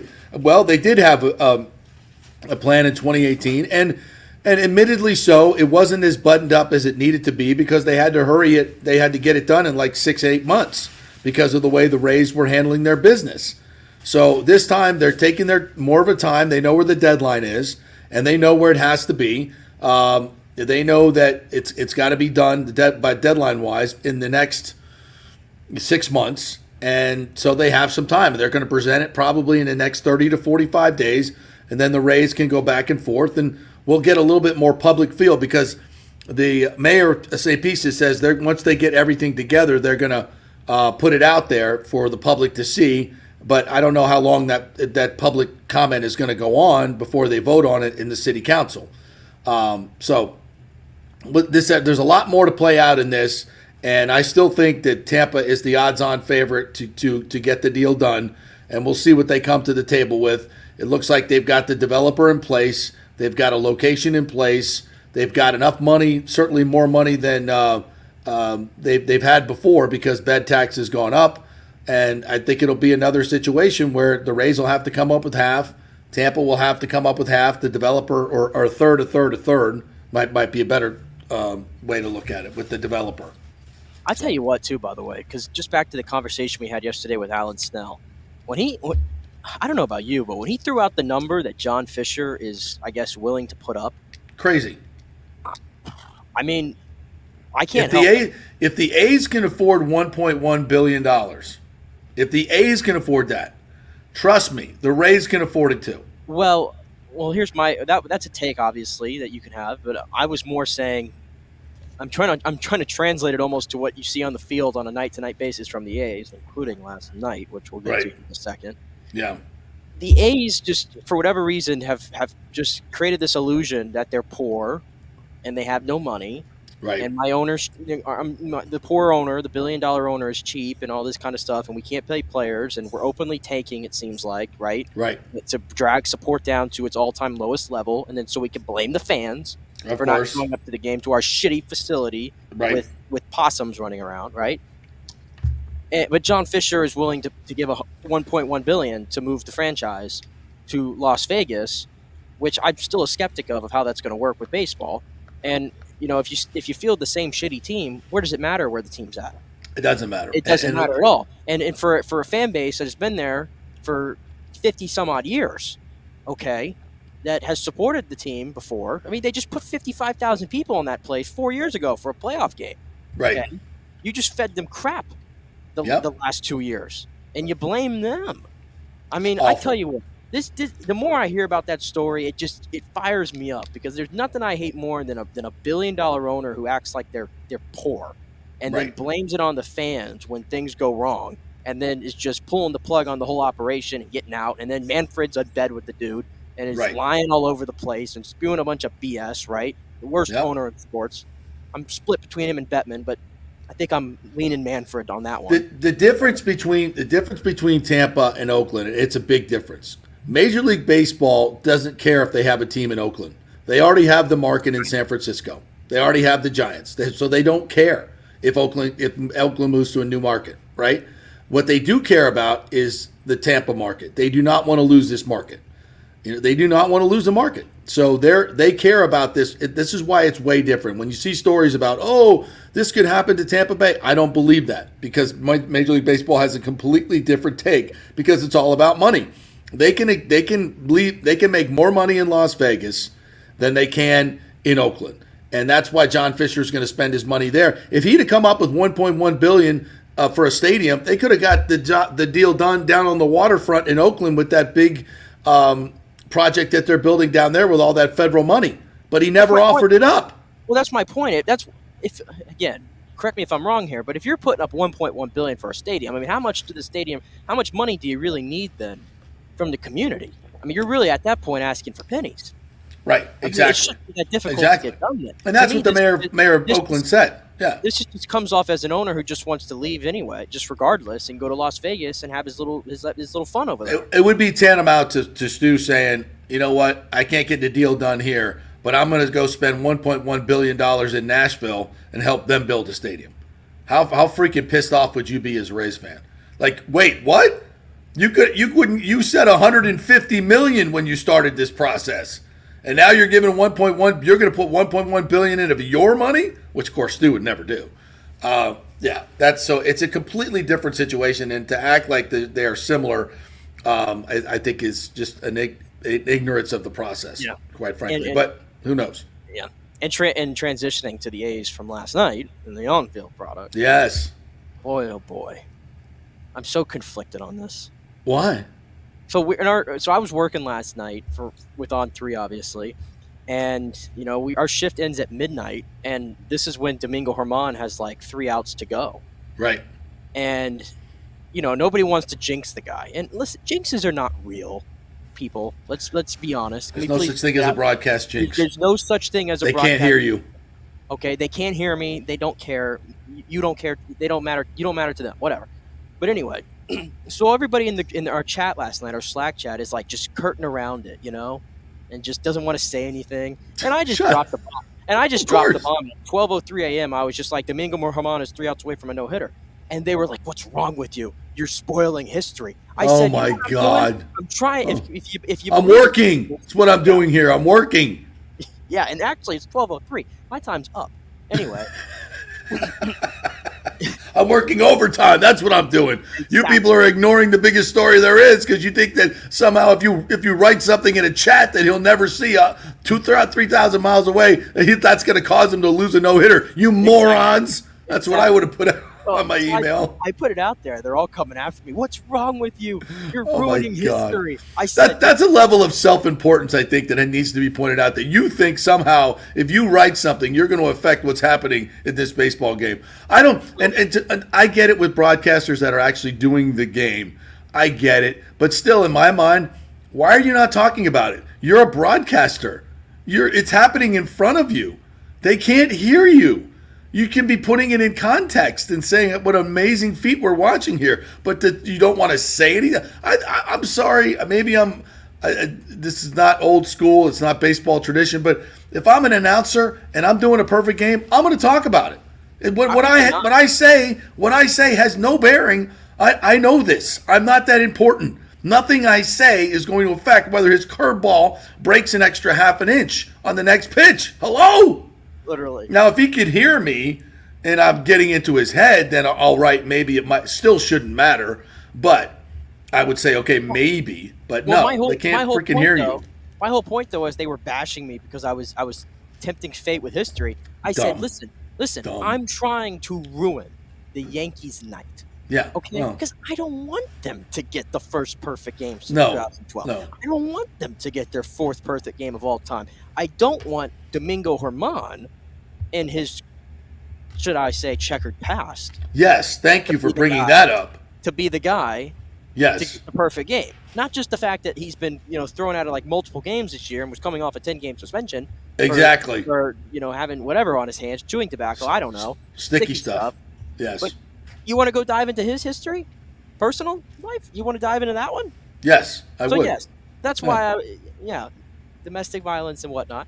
That's why I was a little bit conflicted last night. If that's okay, that I could be conflicted. Well, I hate to spoil this, but you didn't have any effect on it, even if you would. I didn't even exactly. But if I was like, hey, if you're believing jinxes, I'll do my damnedest here to try to make it happen, because I just didn't want any Yankee success last night. I'm being honest. And also, I'm as a Rays fan who has sat through 3 of these perfect games before as a little boy, a little young Nick, Rays fan coming up and having to sit through 3 perfect games. Right. I don't wish that feeling upon anybody, especially the poor A fans who showed up for that game last night. It's humiliating. It's humiliating. Awful. It's awful. And by the way, I will give Germán credit for this. The way he did it last night, 99 pitches, he threw a Maddox on top of it.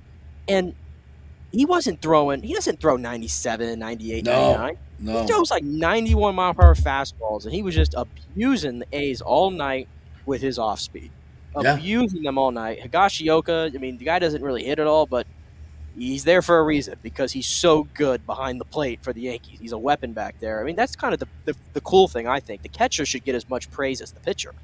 Yeah, sometimes. You got to call the game, and they mentioned that Herman didn't have his fastball early on, and Higashioka realized that, and just they concentrated on off speed and getting ground outs and all those type of things, and it was a cool moment, I guess. I just wish it wasn't the Yankees. Listen, I think Herman is a type of pitcher that Herman is the type of pitcher that you might see a little bit more of, because there's so many guys are just throwing straight fastballs at high velocity that when they start seeing guys like this that can move it around and really pull the string, it gets them off. Well, let's not act like he's Nolan Ryan now. I mean, or he's not Maddox. I'll just put it that way, because I know he has the same kind of velocity as Maddox. He ain't Maddox. He gave it 10 runs his last outing. His ERA was almost 6 coming into this game. It's a bit of an anomaly. Which is a bit of the anomaly. And but I wonder how much sticky stuff he had on his hands last night. Were the umpires checking? I said, check his glove. Yeah, exactly. Check his glove. I needed to see it. That would be ballsy, though, coming off a suspension to just do it again. That would be pretty ballsy. Well, he did it earlier this year. He did. He don't care. He knows he can't pitch without it. The umps probably just let him do it last night. Whatever. All right, the pick is in. Oh, the pick is in? Pick is in. The pick is in. The Lightning select in the second round of the 2023 NHL Draft Ethan Gauthier. That's Gauthier. Gauthier. Great name. He is from Sherbrooke of the QMJHL, possesses an impressive skill set.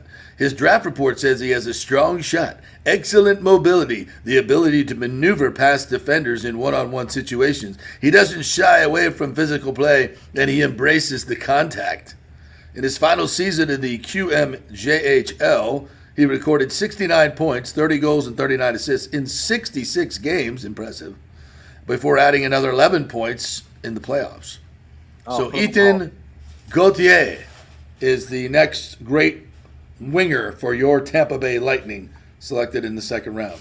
See you at the prospect camp, son. That's right. See you at the prospect camp. All right, we'll take a break. When we come back, TC Martin, Las Vegas sports talk legend, will join us. We're going to talk about the Super Bowl coming here, F1 coming here, the A's coming here, as Vegas and the Golden Knights, of course, winning the Stanley Cup. And he's the play-by-play man for the Las Vegas Aces, who have this huge game tonight. 2 super teams collide right here in Vegas tonight. So TC Martin joins us next here on the JP Peterson Show, live from Vegas. Stay with us.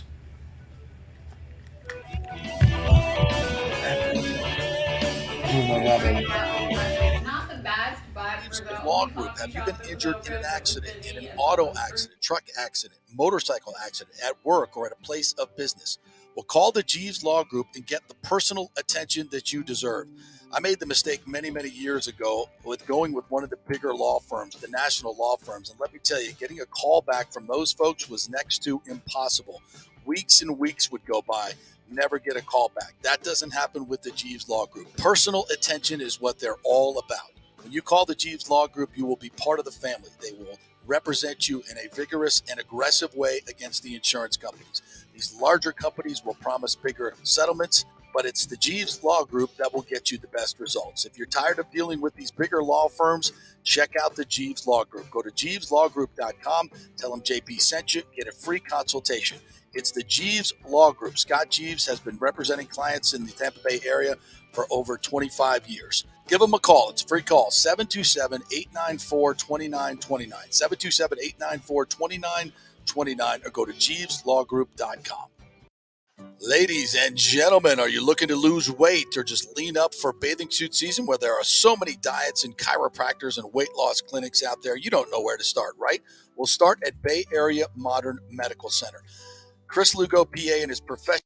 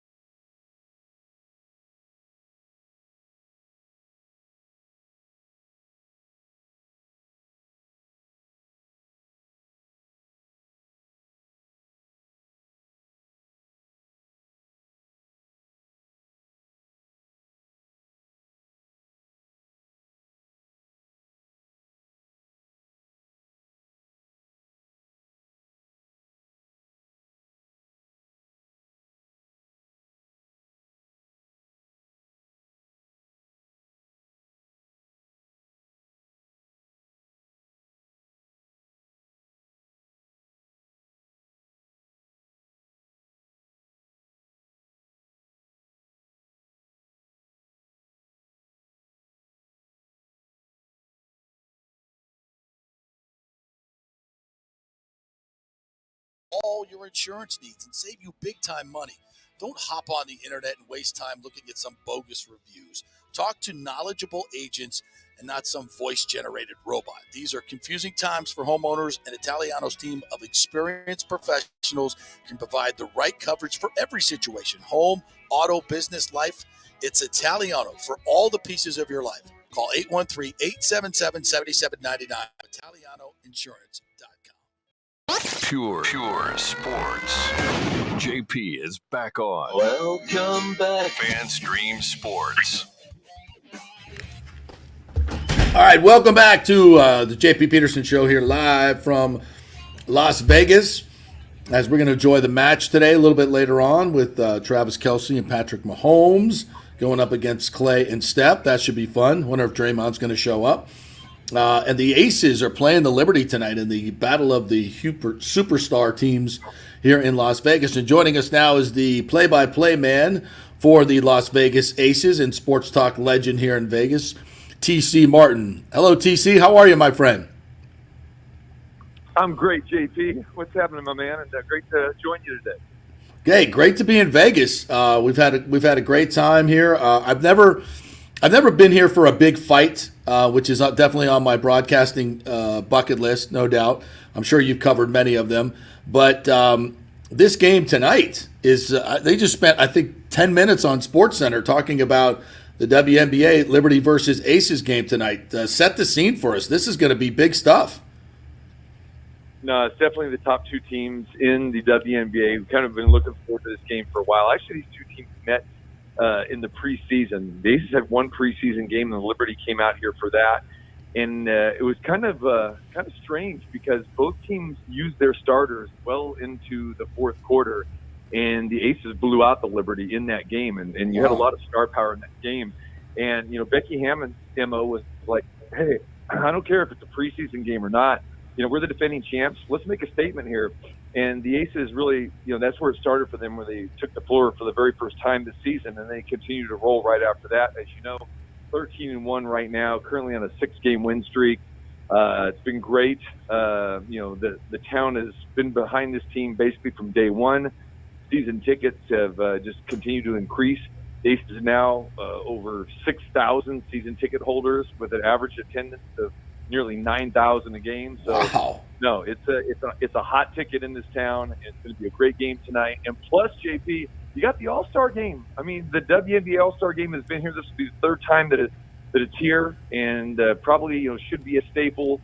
Each and every year here, because the players love coming here, along with the NBA players. It coincides at the time with the NBA Summer League happening. So. Right, It's a great time in Vegas in the summertime, especially for an Aces game. Yeah, and from what I understand, it is packed with celebrities as well. And Tom Brady, our former quarterback in Tampa Bay, is now part owner of the Aces. Have we seen him at some of the games? Yes, yeah.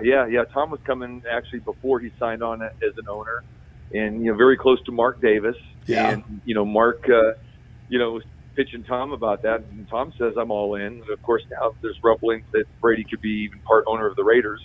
So we'll see how that story develops. Wow. NFL, owners sign off on that. But, yeah, Tom has been at games. I mean, it's the who's list. You talk about boxing. Floyd Mayweather's a season ticket holder. He's here all the time.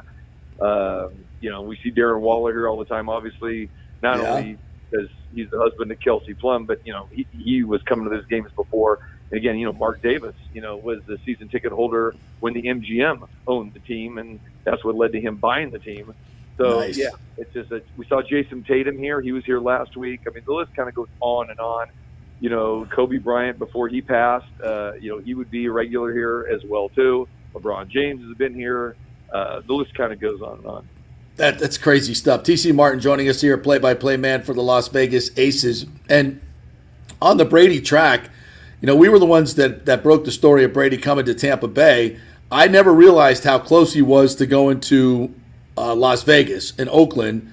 And as the story we got went, it was Gruden who nixed that whole deal. Gronk said, yeah, it was happening, but Gruden nixed the deal. What do you know about this proposed Brady to Vegas deal? it was really kind of kept hush hush, with all that, and kind of found out at a later time. But the bottom line was John Gruden was a guy that he kind of felt was a man of principle. And I know that kind of sounds strange considering everything that happened with the emails and everything, but he really was a player's coach. And he was locked into Derek Carr. And a lot of people say, well, why would you be locked into Derek Carr, when you could have Tom Brady here? But, you probably have seen and heard, Derek Carr's comments, since he was released, by the Raiders, that, how hurt he was. Yeah. And, basically in tears. So, Derek Carr thought he was going to end his career here, as a Raider. And, Gruden kind of bought into that. They were kind of tied at the hip when Gruden, got the job. So I think, at that point in time, Gruden really didn't know how much, Brady had left in the tank. Right. And he was committed to Carr. Well, there's a loyalty factor there that you gotta respect from Gruden, no doubt about that. And thanks, John Gruden, for getting us another Super Bowl. That's 2. Thanks, Groots. We appreciate we appreciate that. That was nicely done. So Las Vegas is exploding, obviously, with professional sports. I got to tell you, I'm a little dubious of the baseball thing. To be quite honest, I don't, and you obviously would know a lot more than I about the viewing habits of the locals here, because it seems like the Knights, the hockey team, have really gotten a grassroots support from the people that live here in Vegas. At least that's the way it seems to me from afar. Will the baseball team be able to do that? It looks like their projections at least 30% of their attendance will come from visitors. How do you think that whole thing's going to work? Well, it is completely different than the Golden Knights. Okay, the Golden Knights, first of all, people said hockey in the desert. Are you kidding me? It's really going to work? Well, they sold 16,000, season tickets before they even came up with the name of the team. And so, and there was a little bit of history of hockey in Vegas, with the minor league hockey team that drew, fairly well at the Thomas and Mack Center, going back into the 90s. And believe it or not, there was a transplant, this is a transplant city. So there's a lot of people that really love hockey. And I don't think a lot of people really realize that. So when Bill Foley came in and brought the Maloofs in and constructed this master plan, I mean, it was to a T. It's like, hey, this is going to be an organic organization. It's going to be homegrown. It's not it's not going to be, it's not going to be a team coming over from some other city. Right. But with the A's, as much as people love baseball here, they're not really attracted to the A's. And you even had that to a certain degree with the Raiders. The Raiders have a national brand. We get that. You had the shiny new stadium, the $2 billion stadium at Allegiant Stadium. You did have a plethora of Raider fans in nearby Southern California, and you had a fraction of Raider fans here in Vegas. So it's like, okay, this is the NFL. It's the granddaddy. We get that. This could work. Baseball, and considering that you already have the Knights, you got the Aces, you got the Raiders, all of these teams coming in within the last few years, it just kind of seems like, do we really want the A's? So it's really kind of subdued here. And now you're going to have a ballpark that's only going to be built for 30,000 fans. So, they're going to bank on tourists. And I will say this, the Golden Knights, even though they have, 16, 17,000 season ticket holders, when certain teams come in, there are anywhere between 5,000 and 7,000 visiting fans, especially the Canadian teams like Edmonton and Calgary.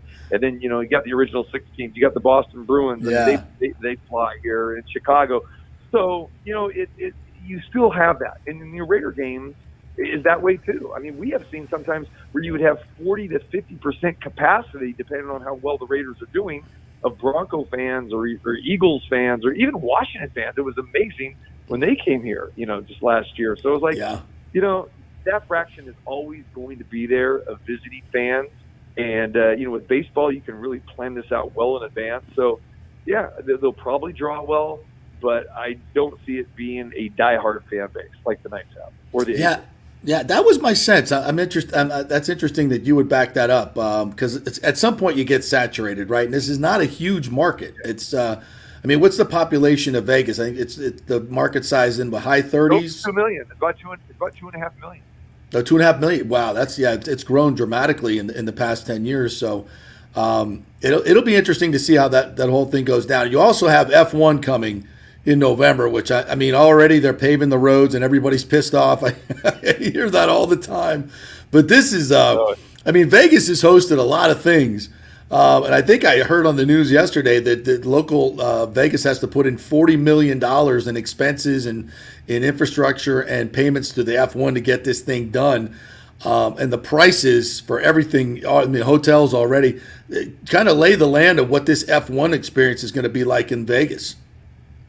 It's going to be huge, and for a lot of locals, they really don't understand it. They say, well, it's, we have conventions, every week, multiple conventions. I mean, hundreds of conventions, every week, week in and week out. And, this is going to be a gigantic, sports convention is what it's going to be. Now, you got the Super Bowl that's going to be coming a month and a half or so, after F1. But, yeah, you have all this infrastructure, like you said. The roads are being torn up. The locals aren't happy about that. And they really don't understand, like, what the heck is F1? This is going to be more of an international event than anything more local here. I mean, you got people coming in, from France and from Europe and all across.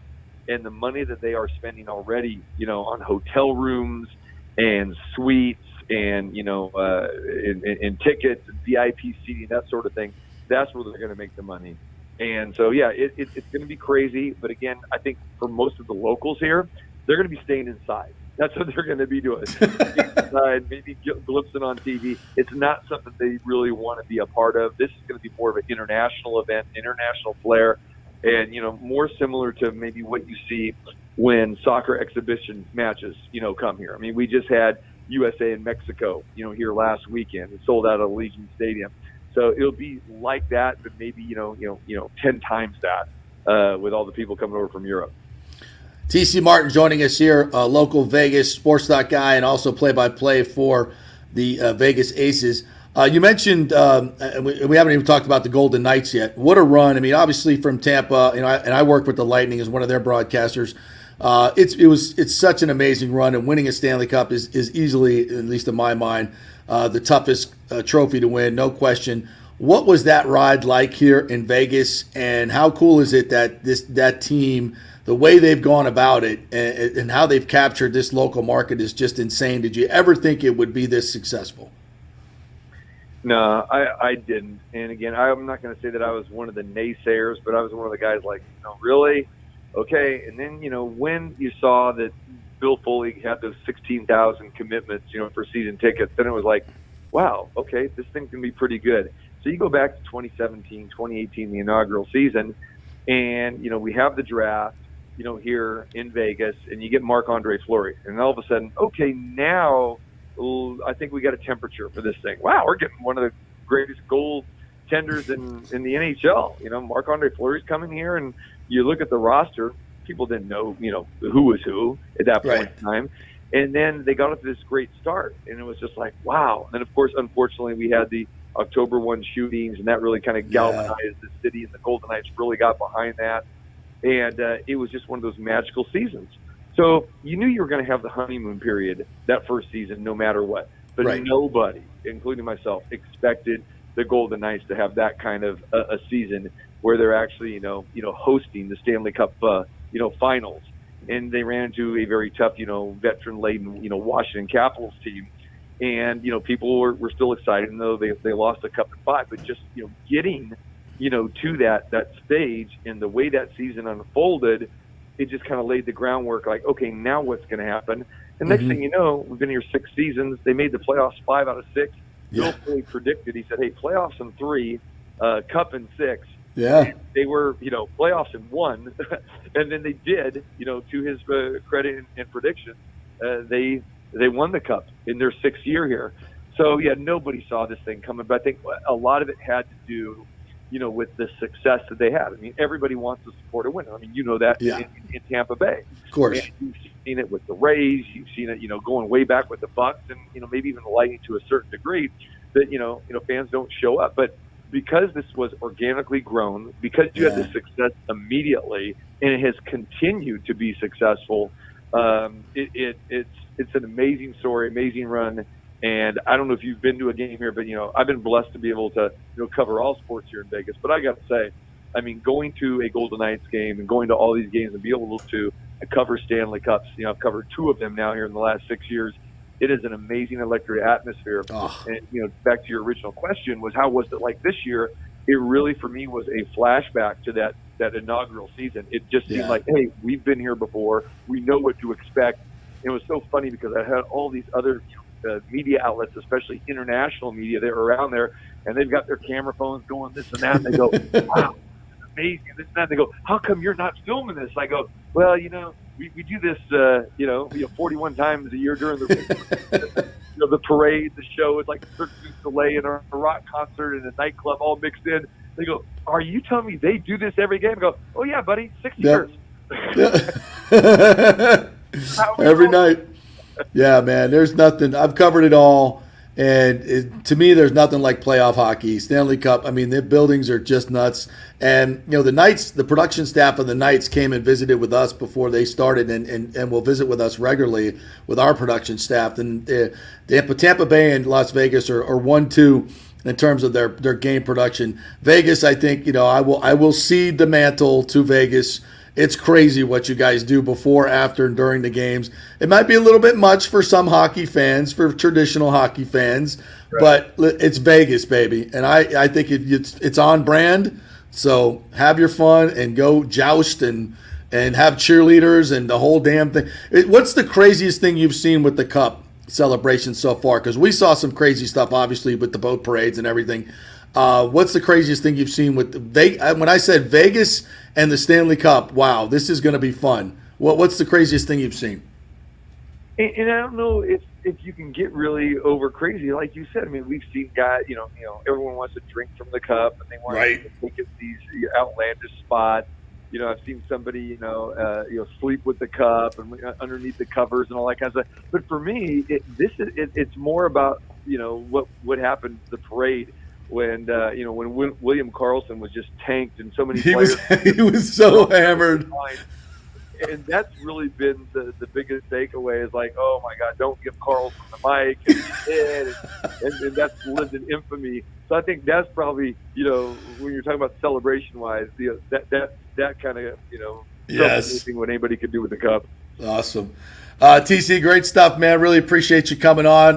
Good luck tonight. Have fun at the game of the century here with the Liberty and the Aces, and we'll have you on again down the road. Thanks, partner. Hey, JP, I appreciate it. Anytime, my friend, and I will reciprocate myself and to have you on my show. Love to. As well, too, man. But enjoy Vegas and reach out anytime. All right, we'll do that. Thanks. At TC Martin 21. Follow him on Twitter. Great sports talk stuff here in Vegas. Thanks, TC. Appreciate it.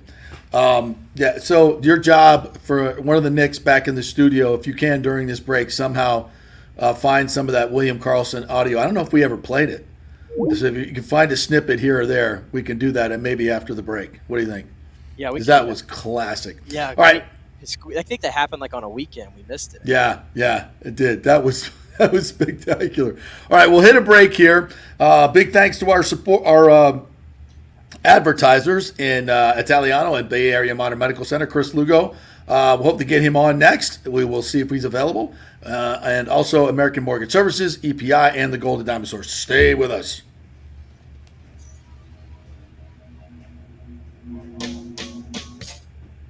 Guys, are you experiencing those feelings of getting older, lower sex drive, fatigue, hot flashes, moodiness, or you just don't feel like you had the vitality you once had?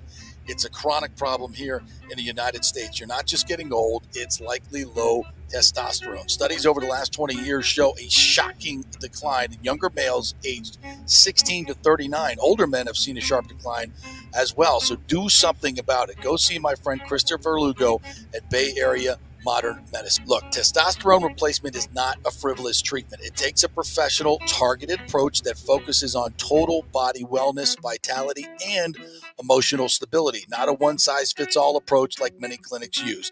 They will monitor your blood work and adjust your treatment as needed for optimal results. Folks, I've been on testosterone therapy for over 6 years, and it is a life changer. You will feel and look better than you did 10 years ago. Give them a call at 844-977-3477 or go to BAMMC.com. Tell them JP sent you for priority scheduling. That's 844-977-3477 or BAMMC.com. Hey, JP here for Extravaganza Productions Incorporated, EPI. You've probably seen their purple logo at so many events that you've gone to. They are based in Tampa. And for over 33 years, they've been creating and producing conferences, meetings, and special events, the biggest to the smallest. Solid reputation of delivering the best audio, visual, sound, lighting, entertainment, video production, and decor on time and on budget. I've worked with them with so many big events. The Warrior Games, which was an Olympic-style event all over Tampa Bay, from McDill to the Convention Center to USF. They did it flawlessly, made it look big and fantastic. I've worked with them on small events as well, large and small meetings and conferences, sporting events, fundraisers. If you got a fundraiser, you don't know the logistical way to pull it off, they'll take care of everything. Entertainment events, branding events, grand openings, so much more. The folks at Extravaganza Productions are the most professional and the best. I've worked with them many times. They are fantastic. You can contact them through extravaganzaproductions.com or call 813-621-4700. Extravaganza Productions, they are awesome. JP here for the Jeeves Law Group. Have you been injured in an accident, in an auto accident, truck accident, motorcycle accident, at work, or at a place of business? Well, call the Jeeves Law Group and get the personal attention that you deserve. I made the mistake many, many years ago with going with one of the bigger law firms, the national law firms. And let me tell you, getting a call back from those folks was next to impossible. Weeks and weeks would go by. Never get a call back. That doesn't happen with the Jeeves Law Group. Personal attention is what they're all about. When you call the Jeeves Law Group, you will be part of the family. They will represent you in a vigorous and aggressive way against the insurance companies. These larger companies will promise bigger settlements, but it's the Jeeves Law Group that will get you the best results. If you're tired of dealing with these bigger law firms, check out the Jeeves Law Group. Go to jeeveslawgroup.com, tell them JP sent you, get a free consultation. It's the Jeeves Law Group. Scott Jeeves has been representing clients in the Tampa Bay area for over 25 years. Give them a call. It's a free call, 727-894-2929, 727-894-2929, or go to jeeveslawgroup.com. During COVID, over 1.7 million people were added to the Florida Medicaid rolls, but as of April 1st, 2023, most of these people may not be eligible for the Medicaid coverage and will lose their health plan. If you have been notified you are losing your coverage, don't freak out. It's very likely you can apply for a federal subsidy under the Affordable Care Act. Just call 877-652-0244. Our representatives will walk you through the whole process, get some basic information on your income, number of kids, and then they'll find a plan that best fits your needs. In fact, with the new laws, 90% of Americans qualify for reduced or free health care. You can select great plans like Florida Blue. That's my carrier. Love them. Paying $800 left after making the call. 877-652-0244. Our highly trained professionals know all the intricacies of the new laws. They will do all the work. You save tons of money. So if you're being dropped from Medicaid, fear not. Call 877-652-0244. Get real health insurance, free doctor visits, free blood work, no deductibles. 877-652-0244. Pure sports. JP is back on. Welcome back. FanStream Sports.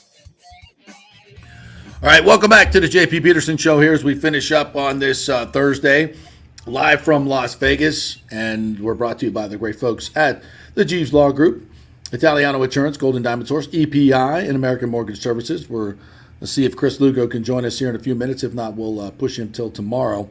Were you surprised by anything that TC said about the A's, Nick, or even the Raiders to that degree that it really does seem like Vegas has, they have glommed on to the Golden Knights because they are homegrown, and maybe the Raiders and the A's are kind of looked at as kind of a, outside Oakland, cast-offs coming here, and maybe they won't really wrap their arms around them. But, as far as the Raiders go, there's still plenty of tourists coming, that's for sure.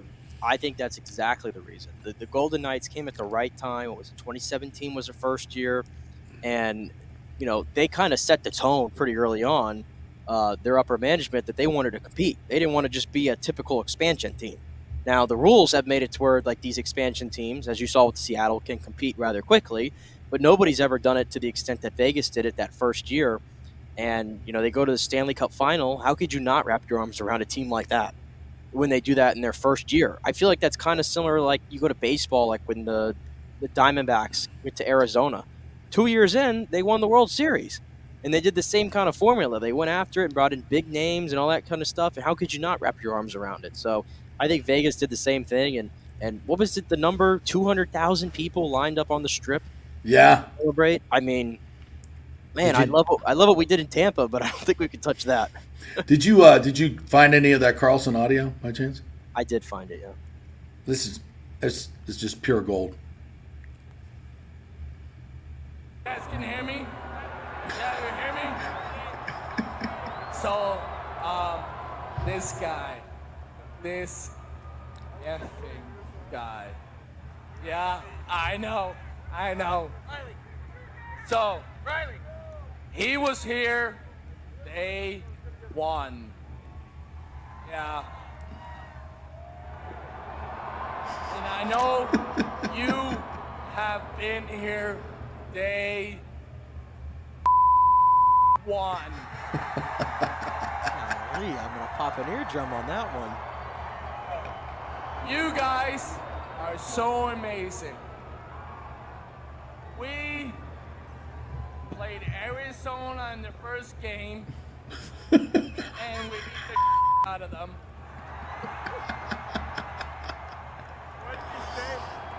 And I had no pants. Arizona. I don't know.